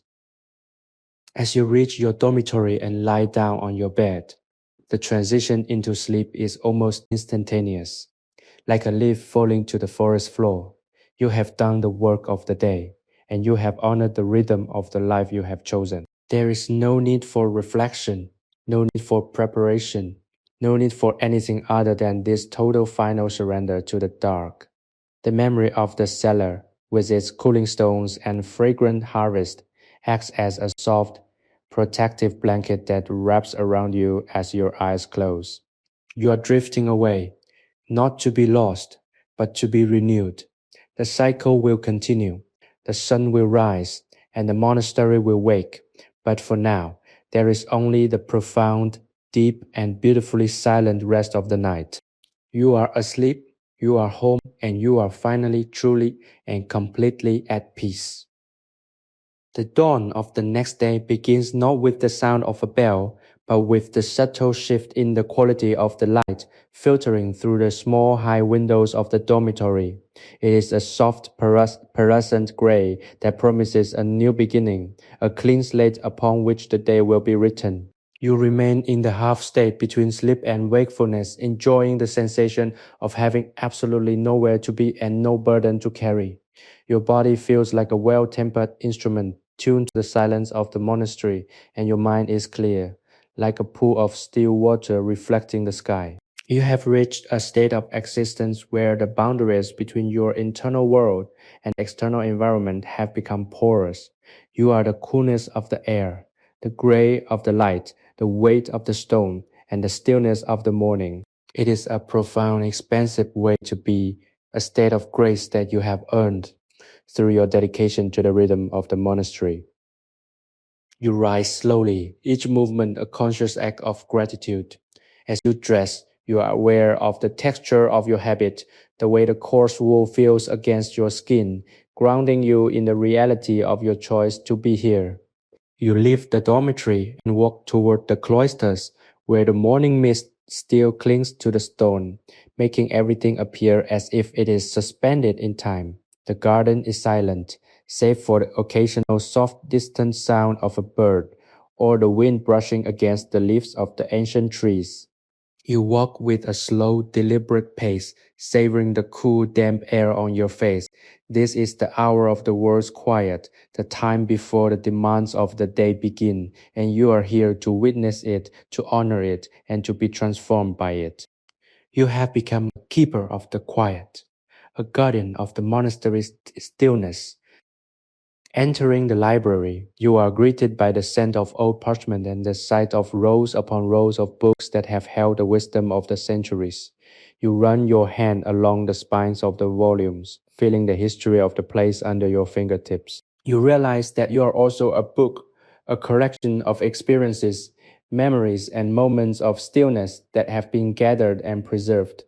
The cellar, the garden, the chapel, they are all chapters in the story of your own internal landscape. You are becoming someone who can navigate the world with a steady hand and a quiet heart. And this realization brings a sense of immense, humble pride. You have not just been living, you have been learning how to live. You have been learning the art of presence, and it is an art that you will continue to practice for as long as you have breath. The morning prayer is an invitation to gather, and you walk toward the chapel, feeling the sun beginning to warm the stone walls of the cloisters. The light is turning from gray to gold, a beautiful liquid transformation that signals the renewal of life. You enter the chapel, and the familiar sacred space feels like a second home. You take your place, and as the chanting begins, you find that your voice naturally blends with the voices of your companions. You are no longer just a listener, you are a participant in the harmony of the morning. You feel the sound resonate in your chest, a physical manifestation of the community's shared devotion to the life of the spirit. It is a powerful, unifying experience, one that dissolves the last vestiges of your individuality and leaves you feeling completely, utterly connected to the whole. As the service ends and you emerge back into the day, you feel a sense of lightness that is almost intoxicating. The chores of the morning, tending the kitchen fires, preparing the midday meal, organizing the library, are not tasks to be checked off a list, but opportunities to practice your presence. You move through the day with a sense of purpose that is entirely decoupled from the need for external results.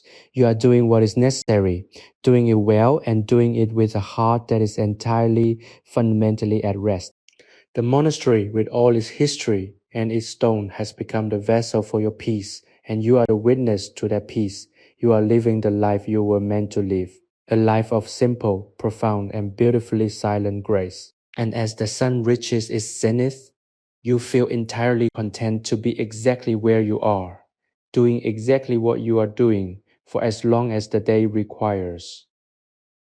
The midday heat begins to radiate from the cobblestones, creating a gentle shimmering haze that rises toward the vaulted ceilings of the cloisters. Yet, within these walls, the air remains remarkably temperate, a testament to the master builders who understood how to harness the earth's own cooling power. You find yourself walking toward the refectory, your pace slow and measured, entirely in sync with the natural rhythm of the monastery. There is no urgency in your steps, no desire to bypass the space between here and your destination. You are savoring the environment, the way the light catches the dust motes in the air, the way the sound of your own breathing serves as a quiet anchor for your thoughts. You have learned that the quality of your life is determined not by what you do, but by how you inhabit the time it takes to do it. Inside the refectory, the coolness is even more pronounced, providing a sharp, welcome contrast to the rising warmth of the afternoon.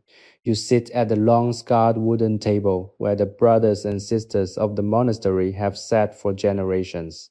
There is a profound sense of continuity here, an unspoken recognition that you are merely the latest in a long line of seekers who have found solace in this simple communal life. You eat the coarse, hearty bread and drink the cool, clear water with a sense of immense gratitude.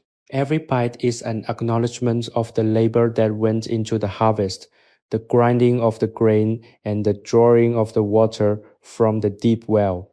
You are not just consuming fuel, you are participating in a cycle of sustenance that connects you directly to the land and to the community.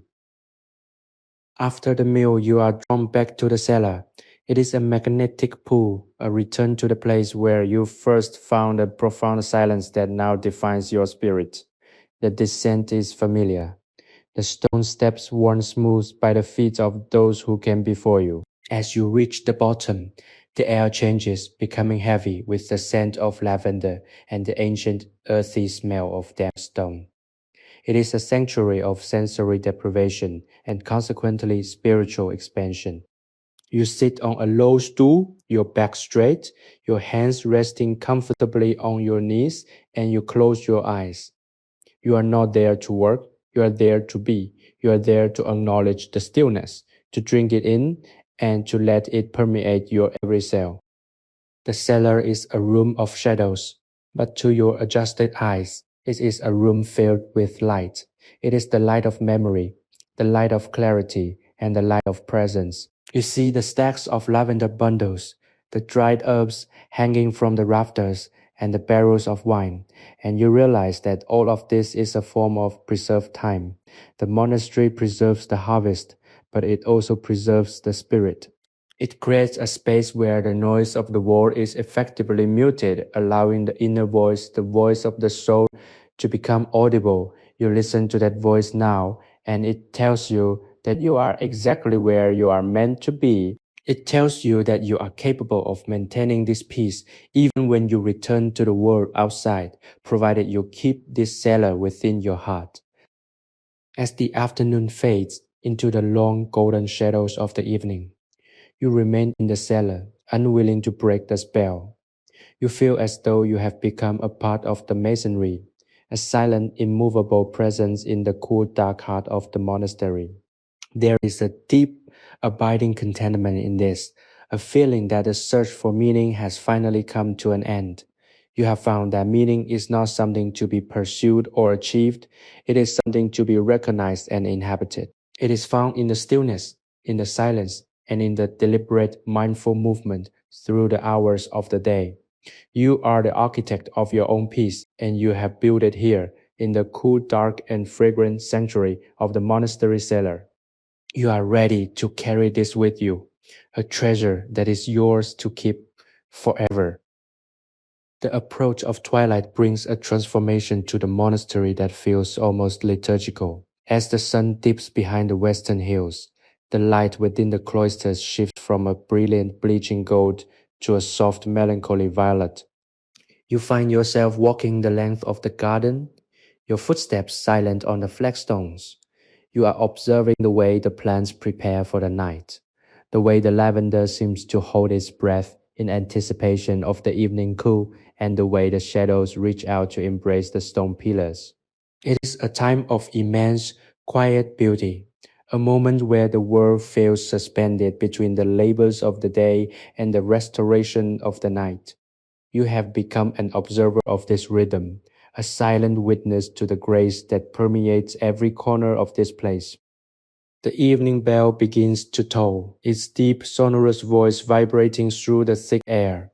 It is the signal for the community to gather, and you respond with a sense of readiness that is entirely devoid of reluctance. You are not moving toward a task you must perform. You are moving toward a communion you are invited to share. As you walk toward the chapel, you pass others, and there is a shared, wordless acknowledgement in their eyes, a recognition of the long, slow day we have all survived and the peace we are about to enter together.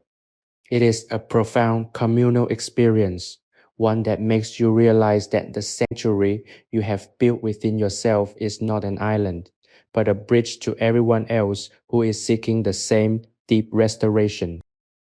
Inside the chapel, the atmosphere is heavy with the scent of burning beeswax and the lingering sweet, earthy perfume of the day's work. The candles have been lit, and their flickering flames create a constellation of light in the darkness of the high vaulted ceiling. You take your place, and as the chanting begins, you find your voice merging with the collective hum, a single thread of sound in a vast, beautiful tapestry of devotion. You are not thinking about the words. You are feeling the intent behind them, a shared commitment to the beauty of the present moment and the sanctity of the quiet. The service is a practice of letting go, of releasing the day's burdens into the collective, where they are transformed and dissolved by the weight of the song. When the final prayer concludes, you do not move. You remain in your place, anchored to the stone floor, letting the silence of the chapel wash over you.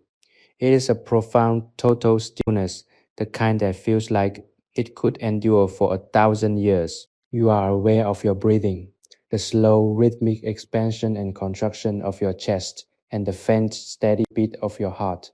You are a living thing, a temporary expression of the eternal, and you are perfectly at ease in this realization. You have found the secret that the monks have known for centuries, that the noise of the world is a layer that can be peeled away, leaving behind a core of pure, unadulterated stillness.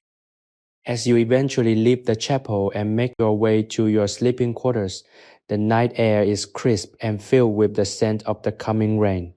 The stars are bright above the valley, tiny brilliant pinpricks of light in the vast velvet expanse of the universe. You're walking through the dark, yet you feel entirely secure. The monastery with its thick walls and its deep, cool cellar has become your skin, a protective shell that holds you in place.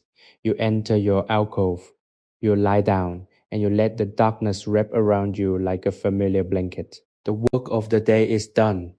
The peace of the cellar is established within you, and you are ready to drift into the deep, restorative dark of a sleep that is both earned and deserved. You are home, You are whole and you are at peace. The morning arrives with a clarity that feels almost crystalline. You wake before the bell, aware of the first tentative rays of sun touching the stone masonry of your alcove. The air is cool, carrying the sharp, invigorating scent of dew from the valley floor below. There is a sense of profound stillness in the room, a silence so complete that you can hear the settling of the stone walls as they adjust to the change in temperature. You lie still for a long moment, allowing the waking process to unfold with the same deliberate grace you have practiced throughout your time here. You are in no hurry to define the day. You are simply existing within the present moment, a vessel for the quiet and the light. This is the foundation you have built, a habit of being that is now as natural as breathing. You realize that you have moved past the need to search for peace. You have arrived at the realization that peace is the environment you choose to inhabit, regardless of the tasks that may follow. As you rise and begin the morning ablutions, you do so with a focused intensity that turns every motion into a meditation. The act of folding your heavy woolen blanket, the way you smooth the rough linen sheets, and the quiet care with which you put on your habit. These are all parts of an unfolding ritual. You are not just preparing your body for the day, you are preparing your soul for the act of being present. You step out into the corridor, the stone floor cool beneath your feet, and you feel the weight of history in the architecture around you. This building has witnessed centuries of mornings just like this one, and you are simply the current participant in this ancient cycle of awakening. There is a deep, abiding comfort in this, a sense that your life is part of a much larger, enduring story that values the dignity of the individual and the sanctity of the quiet.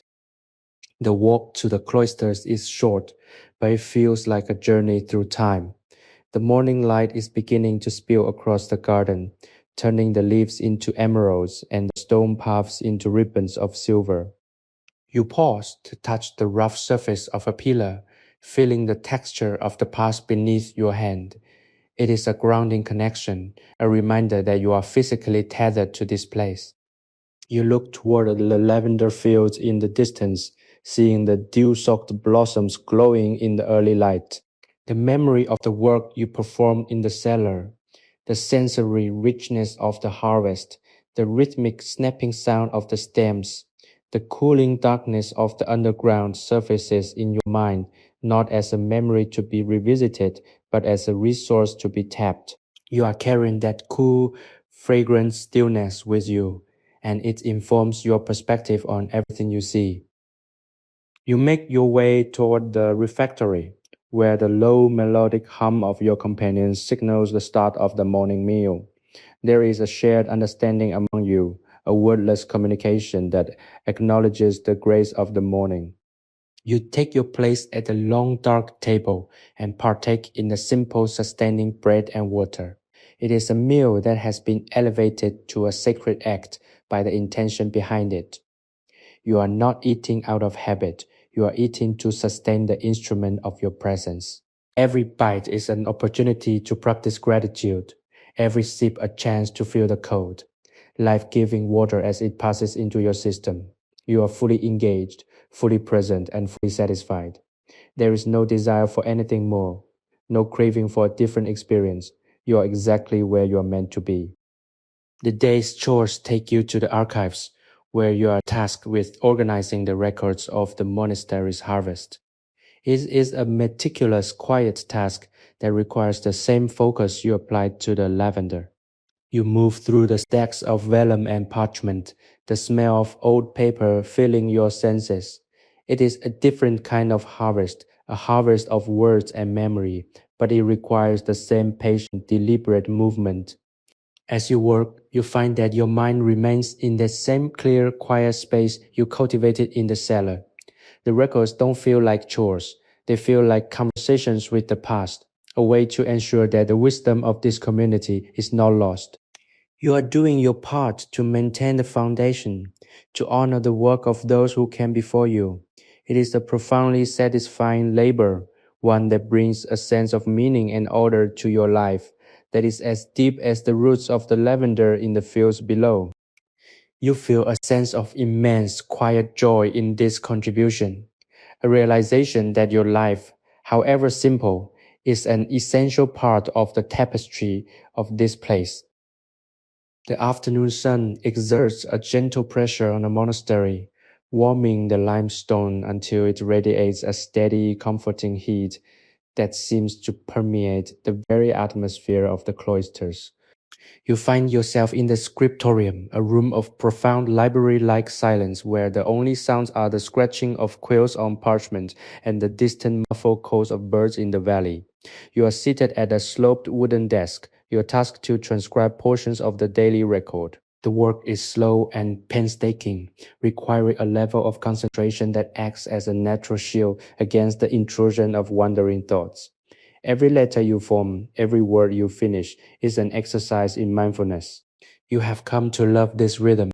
It is a physical manifestation of the mental clarity you have worked so hard to cultivate. The act of writing is in itself a form of prayer, a way of anchoring your consciousness in the present moment and honoring the beauty of the task at hand. As you work, you notice the way the light shifts across the page, a slow, deliberate movement that marks the passage of the afternoon. You are not tracking the time to see how much of the day is left. You are watching the light to appreciate the nuance of the world's transition. It is a subtle, beautiful dance, and you feel privileged to be a participant in it.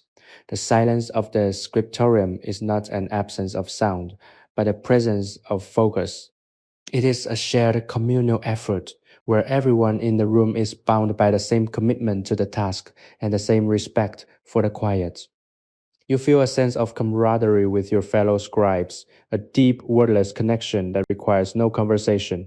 We are all here in the heart of this ancient building, dedicating our hours to the preservation of knowledge and the discipline of the spirit. When the bell signals the end of the work session, you rise with a feeling of deep, grounded accomplishment.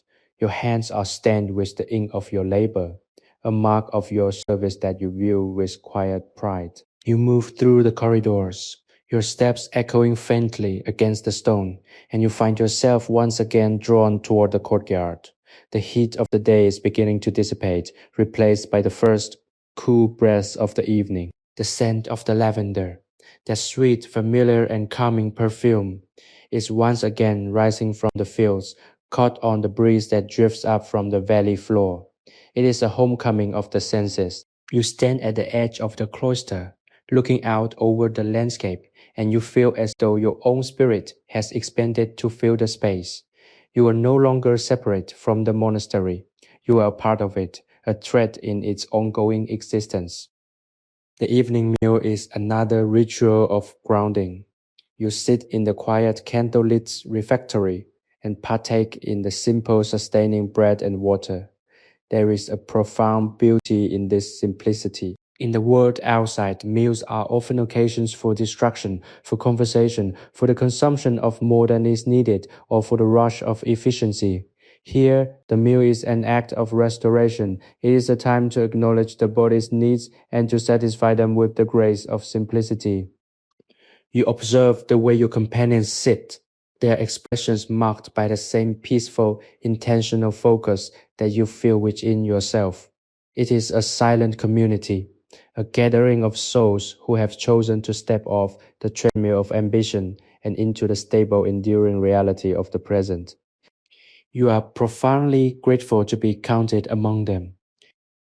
As the sun sets, casting long dramatic shadows across the valley, you feel a sense of anticipation for the night ahead.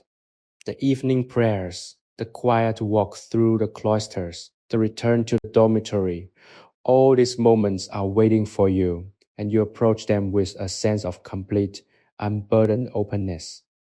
You have learned that the rhythm of the monastery is not a cycle of labor to be endured, but a cycle of existence to be embraced. You have found that you can be truly deeply at rest even while you're moving, even while you're working, and even while you're engaged with the world.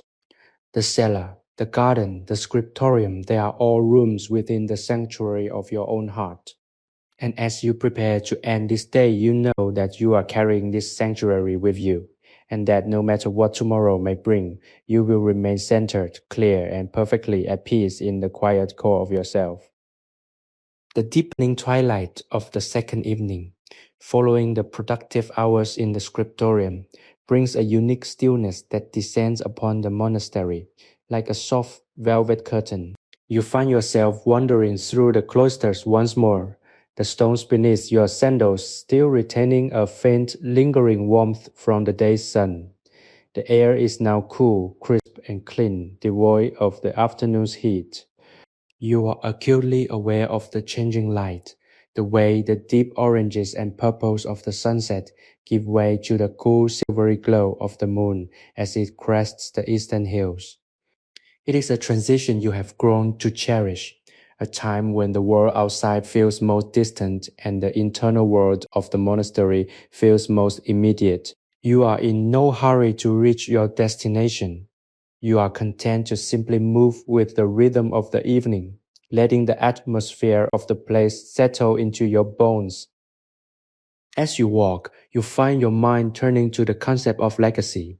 You have spent these days engaged in the work of the monastery, tending the lavender, organizing the archives, transcribing the records, and you realize that all of this work is an act of stewardship. You are preserving something that is far greater than your own life, something that will continue long after you have moved on. There is a profound liberating sense of perspective in this. You are not a central character in a grand drama. You are a temporary but necessary contributor to an ongoing collective endeavor. This realization dissolves the ego, stripping away the anxieties that often fuel the desire for individual recognition. You are content to be a link in a long chain, a guardian of the quiet that defines this sacred space, and that is more than enough for a life well lived.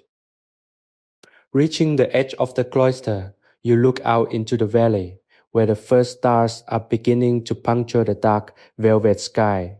They appear with a sudden brilliant intensity, a reminder of the vastness of the universe and the tiny, meaningful place you occupy within it.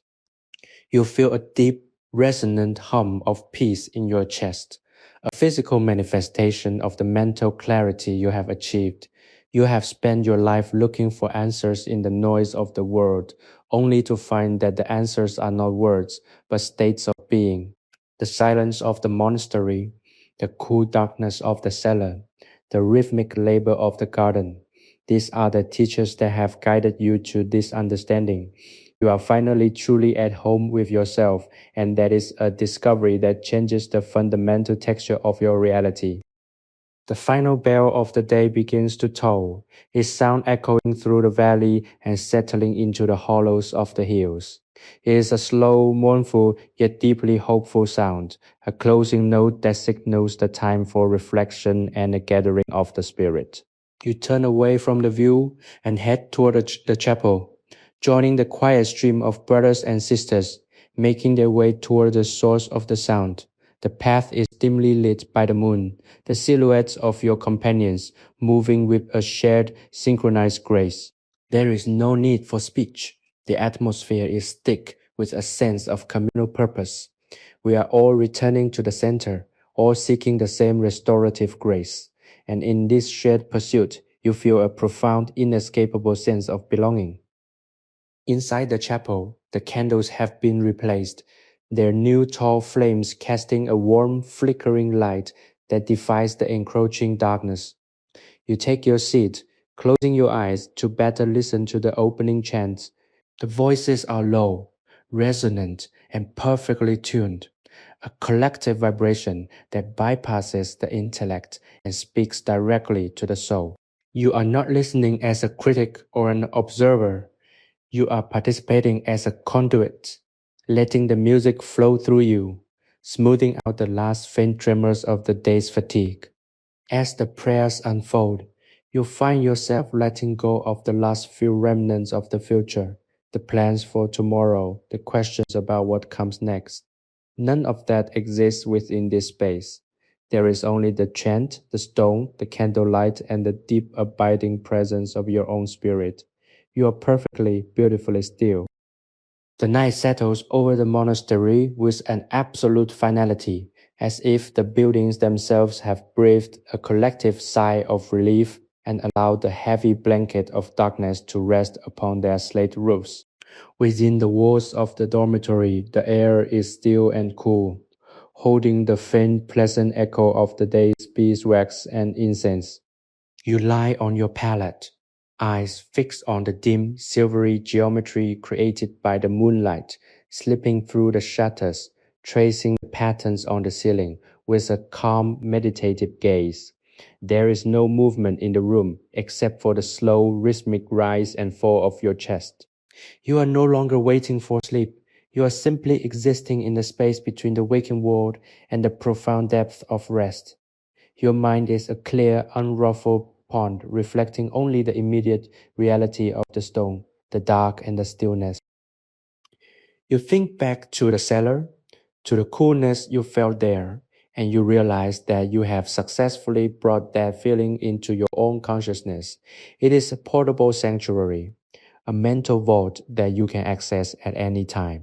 When you were stripping the lavender, you were actually learning how to strip away the unnecessary layers of your own identity, the false desires and the fleeting stresses that clutter the human experience. Now, as you lie in the dark, you feel the lightness of that achievement. You are not holding on to the day. You are not bracing for the morning. You are simply present, a small vibrant spark of awareness nestled within the vast protective architecture of the monastery.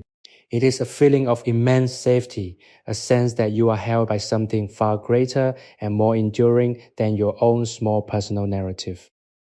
The sounds of the night are subtle but constant. The wind ghosting through the stone crevices, the distant mournful call of a night bird, the occasional rhythmic settling of the ancient mortar-bound masonry. Each sound is a note in a lullaby that reinforces your sense of security. You are part of a living, breathing history, a place that has stood for centuries and will stand for many more, and you are currently occupying your small corner of that long, slow duration. There is a deep primal comfort in this. It allows you to surrender completely, knowing that the monastery will hold the world at bay while you replenish your spirit. Your muscles are loose, your breath is effortless, and the last vestiges of your thinking mind are dissolving, giving way to the soft, welcoming pull of the deep sleep that you have so thoroughly earned. As you drift toward the edge of consciousness, you feel an overwhelming sense of gratitude. You are grateful for the heat of the sun, for the physical labor that tired your body, for the silence that challenged your mind, and for the peace that has finally gently overtaken you. You are grateful for the brothers and sisters who surround you even in their own separate, silent journeys through the night. You are grateful for the stone, for the lavender, for the cool water, and for the simple, honest structure of this life. All of these things have contributed to this moment of absolute undisturbed calm. You are not drifting into nothingness. You are drifting into the core of your own being, a place that is quiet, eternal, and perfectly at ease. The darkness is now absolute, but you do not see it as a void. You see it as a canvas, a space of infinite potential where your soul can rest and reset. You feel the boundaries of your body softening as if you are merging with the cool, silent stone of the monastery itself. There is no distinction now between where you end and where the room begins. You are the stone, you are the silence, and you are the stillness. As the final thread of awareness snaps, you fall into a dreamless, restorative void, a state of total unburdened repose. You are safe, you are settled, and you are entirely at peace. The cycle of the monastery will continue in the morning, but for now, you are tucked away in the deep protective heart of the night where everything is perfectly, eternally, and beautifully still. The morning light creeps into the dormitory with a familiar soft persistence, painting the rough-hewn stone walls in shades of dusty rose and pale violet. You wake in the exact center of this transition, feeling the cool air of the pre-dawn hour as it circulates through the high-voltage chamber. There is no urgency in your body, no instinctive reaching for the tools of a frantic life. Instead, you remain still, feeling the weight of the wool blankets, the smooth surface of the stone beneath your palm, and the rhythmic steady pace of your own heart. It is the peace of the deep, undisturbed night that lingers, a calm that you have successfully integrated into the fabric of your morning. You have discovered that you do not need to shed your tranquility. As you wake, you can carry it with you, as if it were a cloak you put on before stepping out into the world. You are a vessel of the silence you have cultivated, and it feels more solid and real than the bed you are currently resting upon. Rising, you move through your morning motions with a dancer's economy of effort. Every step is deliberate, every gesture an expression of mindfulness. As you walk toward the cloisters, you notice that your senses are tuned to a finer frequency. You hear the crisp snap of your habit as you move, the soft scrape of your sandals against the worn stones of the floor, and the faint distant melody of the early morning bells calling the community to prayer. The world feels new, as if it has been washed clean by the night. You are not a guest here, merely passing through. You are a permanent feature of this landscape of quiet. You have found that by surrendering the need to control the outcome of your day, you have gained the power to inhabit the reality of the present moment with an intensity that is rare and precious. The garden awaits, and you walk toward it with an anticipation that is quiet and steady. The lavender, still damp with the heavy nocturnal dew, seems to glow with a muted silver light. You reach out to touch a leaf, feeling the cool, fragrant oil of the plant transfer to your fingertips, a smell that is now inextricably linked to the feeling of home. You recall the many hours spent in the cellar, that deep, cool sanctuary, where you first learned to listen to the silence rather than fear it. The garden and the cellar are the two poles of your existence here, the place where the life grows and the place where the calm is preserved. You realize that you are the conduit between them. You are the gardener of your own peace, and you have learned that the harvest of that labor is not something to be consumed, but something to be lived. In the refectory, the communal meal is an act of profound shared gratitude. You sit among the others, feeling the collective energy of 100 souls who have all chosen this path of discipline and restraint. The bread is coarse and satisfying, the water cool and clear, and the silence is a physical presence that nourishes you more than the food itself. You look at your companions and see not strangers, but fellow travelers who have found the same elusive secret that the world is only as loud as you allow it to be. When you stop feeding the noise with your own internal chatter, you find that the silence is waiting for you, steady and ready to embrace you. This realization brings a smile to your face, a subtle inner expression of joy that is yours alone to hold. You have found the center, and you are not going to leave it. The afternoon finds you back in the library, a space of towering shelves and dusty light shafts, where you are tasked with binding a series of ancient hand-copied manuscripts. The work is delicate, requiring a steady hand and a patient, observant eye. You find that you can work for hours without your mind wandering to the future or the past. You are entirely engrossed in the texture of the vellum, the smell of the binding glue, and the rhythmic mechanical precision of your own hands. You have reached a state of flow that is both energizing and deeply restorative. The hours seem to dissolve not because you are rushing, but because you are so fully present that the very concept of time loses its meaning. You are working in the eternal now, a space where accomplishment is not measured by output, but by the quality of the attention you bring to the act. It is a profound, quiet victory, one that leaves you feeling lighter, clearer, and more grounded than you have ever been in your life. As the sun begins its long, slow descent toward the western hills, you finish the last binding and set the volume aside, feeling a surge of pure unalloyed contentment. The day has been a success, not because of what you have done, but because of how you have done it, and you are ready to carry this awareness into the evening with a heart that is open, ready, and absolutely at peace. The transition into the late afternoon feels like a long, slow exhale that ripples through the entirety of the monastery. You find yourself walking toward the small chapel dedicated to contemplation, a place tucked away behind the main library, shielded from the common thoroughfares of the brothers and sisters. The air here is thinner, cooler, and carries the faint, lingering scent of dry stone and old pressed flowers. You enter with a sense of reverence that is now second nature. The sunlight filtering through a single narrow stained glass window paints the floor in a mosaic of sapphire and ruby, shifting its intensity as the sun begins its final arc toward the horizon. You take your seat on the hard wooden bench, and for the first time in many hours, you allow your focus to drift away from the task of binding and into the open space of your own consciousness. It is in this stillness that you begin to see the true architecture of your internal life. The walls you have built, the boundaries between your peace and the world's chaos, are not walls of stone or mortar, but of intention.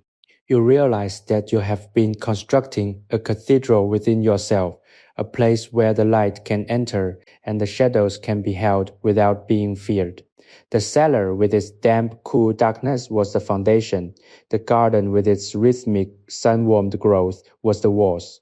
And the chapel where you now sit is the spire, the point of connection between the earth you walk upon and the infinite space above. You have built this, and it is here that you will always be able to reside, even if you were to leave these physical walls tomorrow. The realization is a quiet, powerful anchor. It means you are never truly lost, never truly displaced, and never truly alone, as long as you can return to the stillness you have cultivated. As the afternoon light begins to fade, the shadows in the chapel grow longer, stretching like fingers across the floor. You find that you are not afraid of the coming darkness. Instead, you welcome it as a necessary shift in the rhythm of the world. You have learned that light and dark are not opposites, but two parts of the same necessary cycle. You need the light to see, but you need the dark to understand what you have seen. You need the activity of the day to test your focus, but you need the rest of the night to cement it. The monastery has taught you that there is no struggle between these states. There is only a continuous, graceful transition.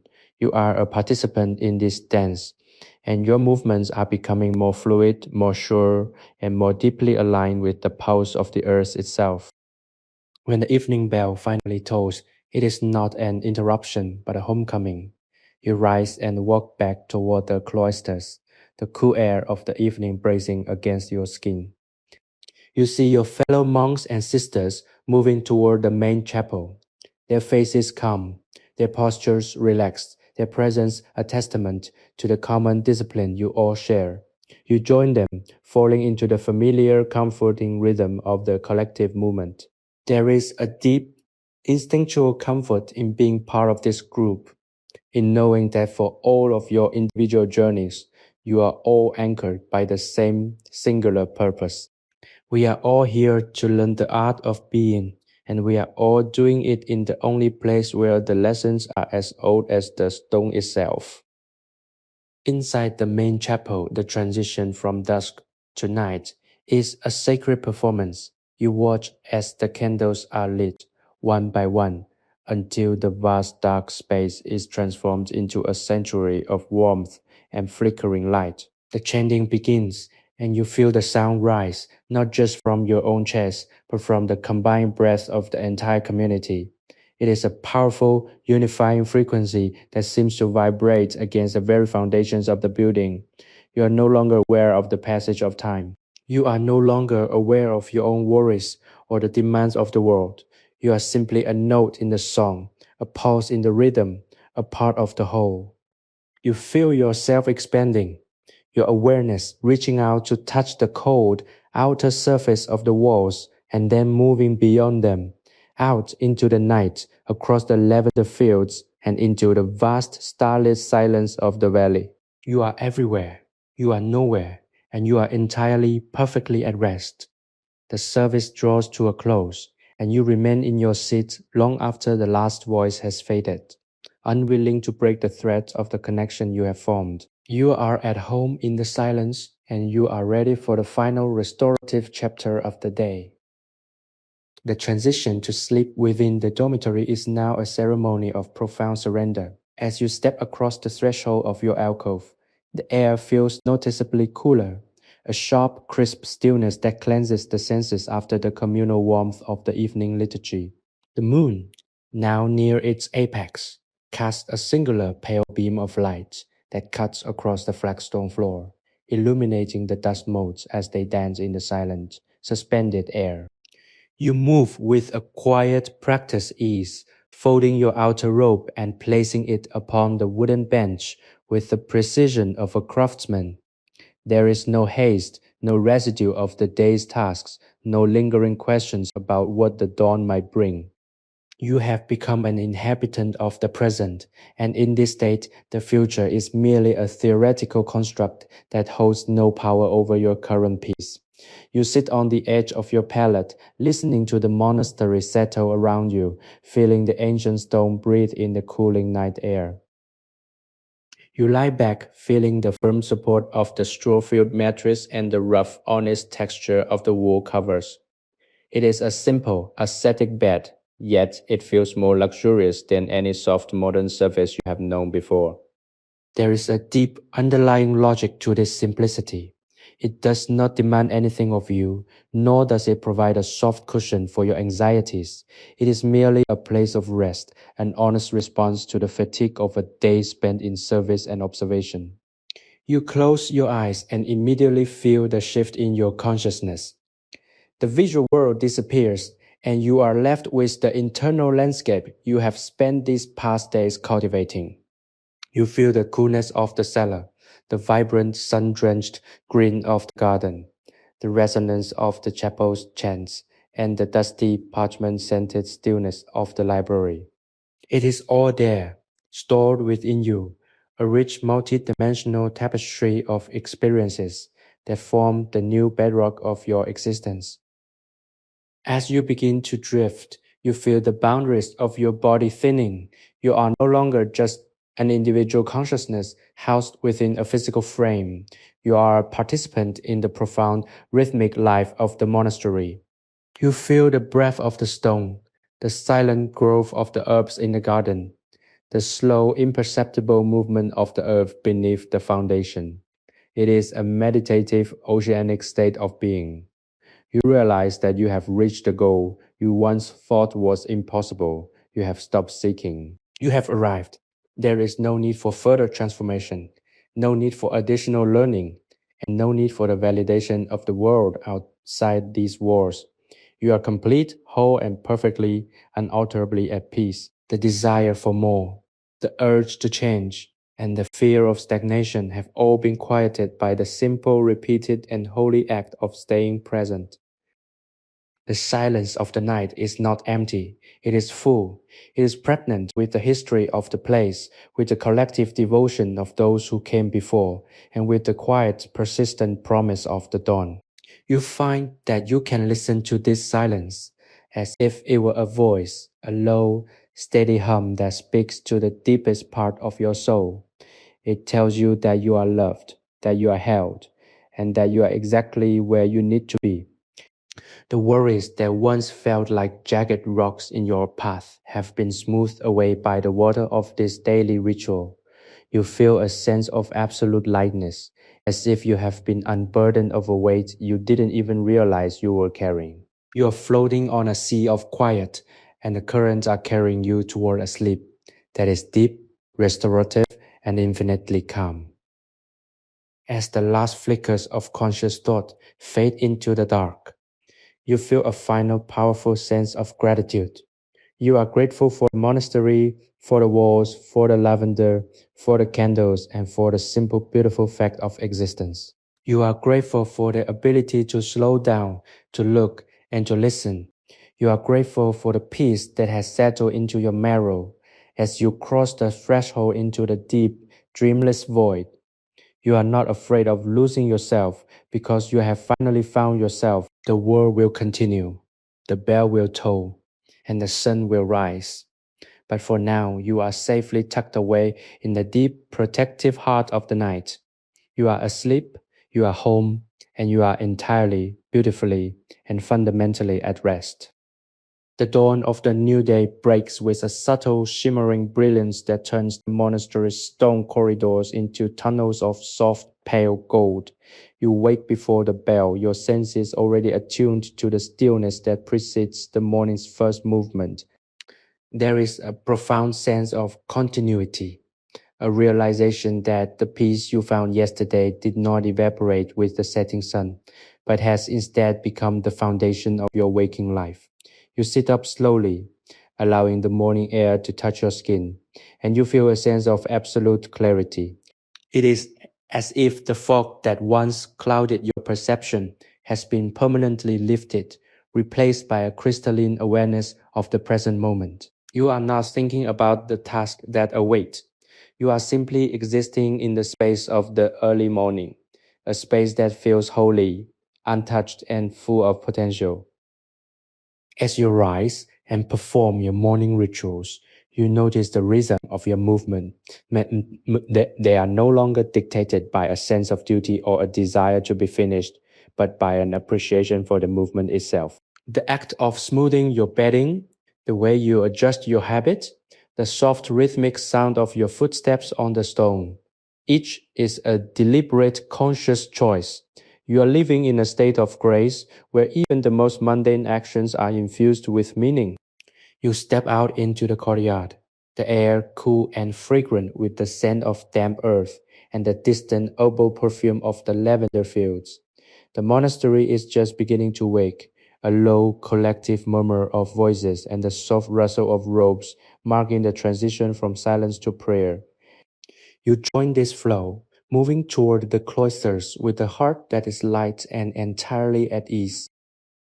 In the garden, you pause to observe the world coming to life, the dew-kissed leaves, the way the light catches the silver veins of the lavender, the delicate, intricate structures of the small, hardy flowers that cling to the monastery walls. Everything is a miracle of order and beauty. You have spent so much time here that you feel a kinship with the plants. They are the true teachers of the monastery. They do not complain about the heat. They do not worry about the harvest. They simply exist in accordance with the laws of the earth. You are learning to mirror that existence. You are learning that to be truly alive is to be fully present, to be rooted in the ground beneath your feet, and to reach for the light without the need for constant frantic growth. You are becoming a part of the garden's stillness, and it is a state of being that brings you endless quiet joy. The morning meal in the refectory is a mirror of the peace you feel.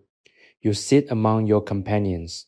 The simple, honest food, the bread, the clear water, the touch of fruit, nourishing you not just physically, but spiritually. You look around the table and see the same steady calm reflected in the faces of those who share this life. We are a community of silence, a group of people who have recognized that the true richness of life is found in the subtraction of the unnecessary. You feel a deep, resonant connection to them, a bond that does not require words or social pleasantries. It is a connection of shared intent, a mutual commitment to the cultivation of the soul. This is the true meaning of brotherhood and sisterhood. It is not about likeness, but about the shared depth of our search for the center. As the day begins to unfold, you find yourself assigned to the maintenance of the courtyard's ancient fountain. It is a task that requires patience, manual labor, and an eye for detail. You spend the hours clearing the moss from the stone basin, checking the flow of the water, and ensuring that the channels are clean and unobstructed. The rhythmic sound of the running water is a constant soothing presence, a liquid pulse that matches the steady calm beating of your own heart. You find that you can work in this way for hours, your mind clear, your body energized by the honest, necessary nature of the task. You are not striving for an outcome, you are simply maintaining the beauty and functionality of the space. It is a profound meditative practice, and you feel a sense of immense quiet satisfaction in the work. You have realized that there is no task too small to be a form of prayer. And as you finish, watching the clear cold water spill over the edge of the basin, you feel a deep, abiding sense of peace, knowing that you have honored this place, the work, and the stillness that defines it all. Late afternoon light filtered through the high arched windows of the library paints the floor in long amber streaks of dust mold-filled brilliance. You are seated at a large oak table, surrounded by the scent of ancient leather, drying ink, and the subtle earthen smell of the monastery walls. Your task is to catalog the seasonal harvest records, a slow, methodical process that requires your absolute focus. As you handle the brittle pages, turning them with the delicate touch of someone handling a relic, you find that your thoughts are not drifting into the past or the future. Instead, they are completely contained within the present moment, held captive by the simple rhythmic beauty of the task. You have discovered that this state of flow, this total, unmediated presence, is the true treasure of the monastic life. It is the point where the distinction between the worker and the work disappears, leaving behind only the pure, undistorted act of being. Every stroke of the quill, every careful notation in the ledger becomes a small act of devotion. You are not just recording numbers or yields, you are acknowledging the cycles of the earth, the labor of the community, and the grace of the seasons. You realize that this record is a map of gratitude, a testament to the fact that we are sustained by the land and the efforts of those who work it. The realization brings a quiet warmth to your chest, a sense of belonging to a larger, more enduring order of things. You are not an isolated individual struggling to make your mark. You are a link in an eternal chain, a keeper of the memory of this place. The weight of this responsibility does not burden you, on the contrary, it provides you with a sense of purpose that is both anchoring and immensely liberating. As the sun begins to sink, the room grows quieter, the light shifting into the deep, bruised purples of twilight. You do not reach for a lamp, you prefer to work in the fading light, letting the world gradually dissolve into shadow. It is in this dimness that you feel most at home. The library becomes a cave of sorts, a protective, silent space that buffers you from the rest of the world. You find that you can hear your own breathing, the soft scratching of the quill, and the distant, rhythmic pulsing of the monastery's life. It is a symphony of small sounds, and it is more than enough to fill the space of your attention. You are completely, utterly content. You have stopped looking for something else, something better, something more. You have found the center, and you are residing there perfectly at rest. When you finally set the ledger aside and rise from the table, your body feels heavy with a pleasant bone-deep fatigue. It is the exhaustion of the honest laborer, the kind that leads to the best, most restorative rest. You walk through the cloisters, the cool air of the evening bracing against your face. The monastery is alive with the subtle, shifting energy of the end of the day. The bells are calling, a deep resonant sound that reverberates through the stones, summoning the community to the final nightly gathering. You move toward the chapel, your steps matching the cadence of those around you, feeling the communal energy build and swell as you approach the altar. There is no need for conversation, no need for the validation of social connection. We are all here in this shared, silent devotion, and that is all the connection we need. Inside the chapel, the atmosphere is heavy with the scent of beeswax and the lingering sweet earthy perfume of the day's work. The candles have been lit, and their flickering flames cast long, dancing shadows against the high vaulted ceiling. You take your seat, and as the chanting begins, you find your voice naturally blending with the collective hum, a single thread of sound in a vast, beautiful tapestry of devotion. You are not thinking about the words, you are feeling the intent behind them, a shared commitment to the beauty of the present moment and the sanctity of the quiet. The service is the practice of letting go, of releasing the day's burdens into the collective, where they are transformed and dissolved by the weight of the song. As the last notes of the evening prayer fade, you remain in your seat, holding on to the frequency of this moment. It is the culmination of your experience, the point where all the disparate parts of your day have converged into a single point of absolute stillness.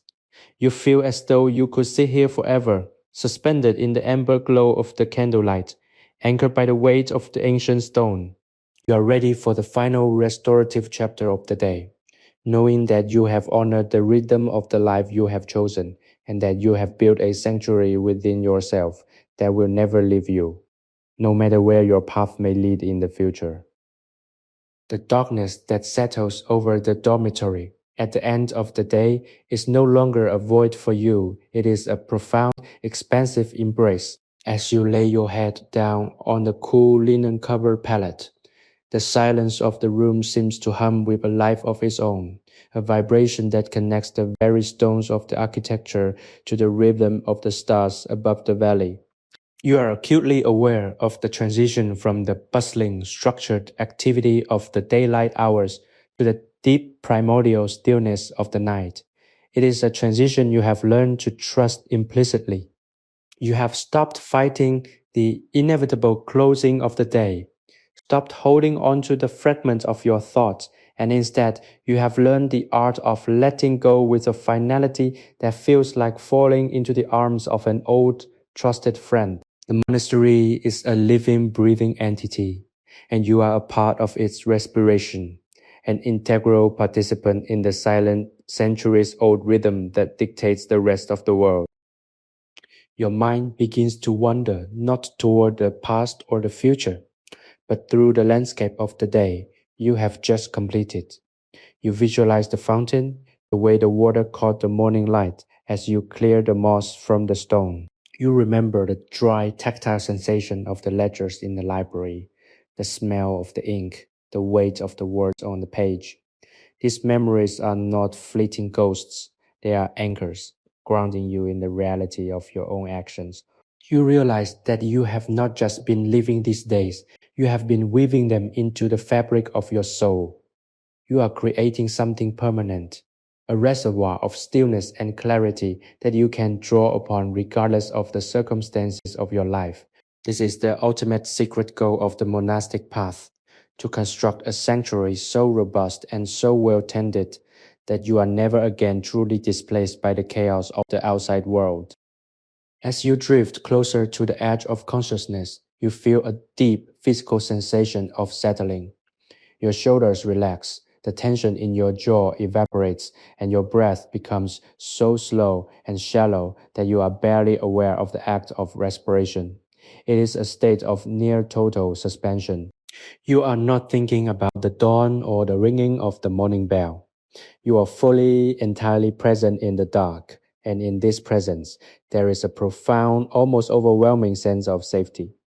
You are within the walls of the monastery, within the protection of the community, and within the core of your own carefully cultivated peace. There is nowhere else you need to be, and there is nothing else you need to do. The silence is absolute, and in that silence, you find your own quiet internal voice, a whisper that tells you that you are whole, that you are enough, and that you are exactly where you are meant to be. The dreams that follow are not filled with images of work or the complexities of human interaction. They are dreams of space and texture, the smell of rain on hot stone, the feeling of the cool, dark earth in the garden, the resonance of the chant echoing in the rafters, the taste of the fresh, clean water from the fountain. These are the building blocks of your new reality, the sensory experiences that have come to define your existence. In a dream, you are walking through the cloisters and the stone feels warm under your feet. You are standing in the middle of the lavender field, and the air is thick with the sweet, heady scent of the blossoms. You are sitting in the cellar, and the silence is so deep it feels like water, cool and refreshing, covering you completely. It is a dream of total unadulterated peace, a reflection of the reality you have worked so hard to establish. When you finally wake, you find that the darkness of the room has begun to shift. The first subtle hint of gray appearing in the narrow slit of the window. You do not move. You remain in this state of grace, allowing the morning to arrive on its own terms. You are in no hurry to define the new day, no hurry to return to the cycle of labor, no hurry to reclaim your identity as a functioning member of the community. You are simply existing, a witness to the unfolding of time, a guardian of the quiet. You are at peace, not because the world is quiet, but because you have found the center of your own soul. And from that center, all of the world's noise is revealed to be nothing more than the background hum of an expansive, beautiful, and fundamentally harmonious universe. You are ready for the morning, ready for the cycle to begin anew, and ready to meet the day with the same open and tranquil heart you have brought to every moment of your life here. You are home. Sleepy History with Theodore is created for relaxation, entertainment, and sleep purposes. The stories shared on this channel are inspired by historical events, daily life, and real periods in history. But they may be simplified, adapted, or narrated in a calming way to enhance the listening experience. This content is not intended to be a precise academic or educational source. While we aim to stay generally accurate, some details may be altered for storytelling flow and relaxation. Please do not rely on this channel as a primary source for historical research or study. By listening, you acknowledge that this content is designed to help you unwind, relax, and fall asleep. Thank you for your understanding and support.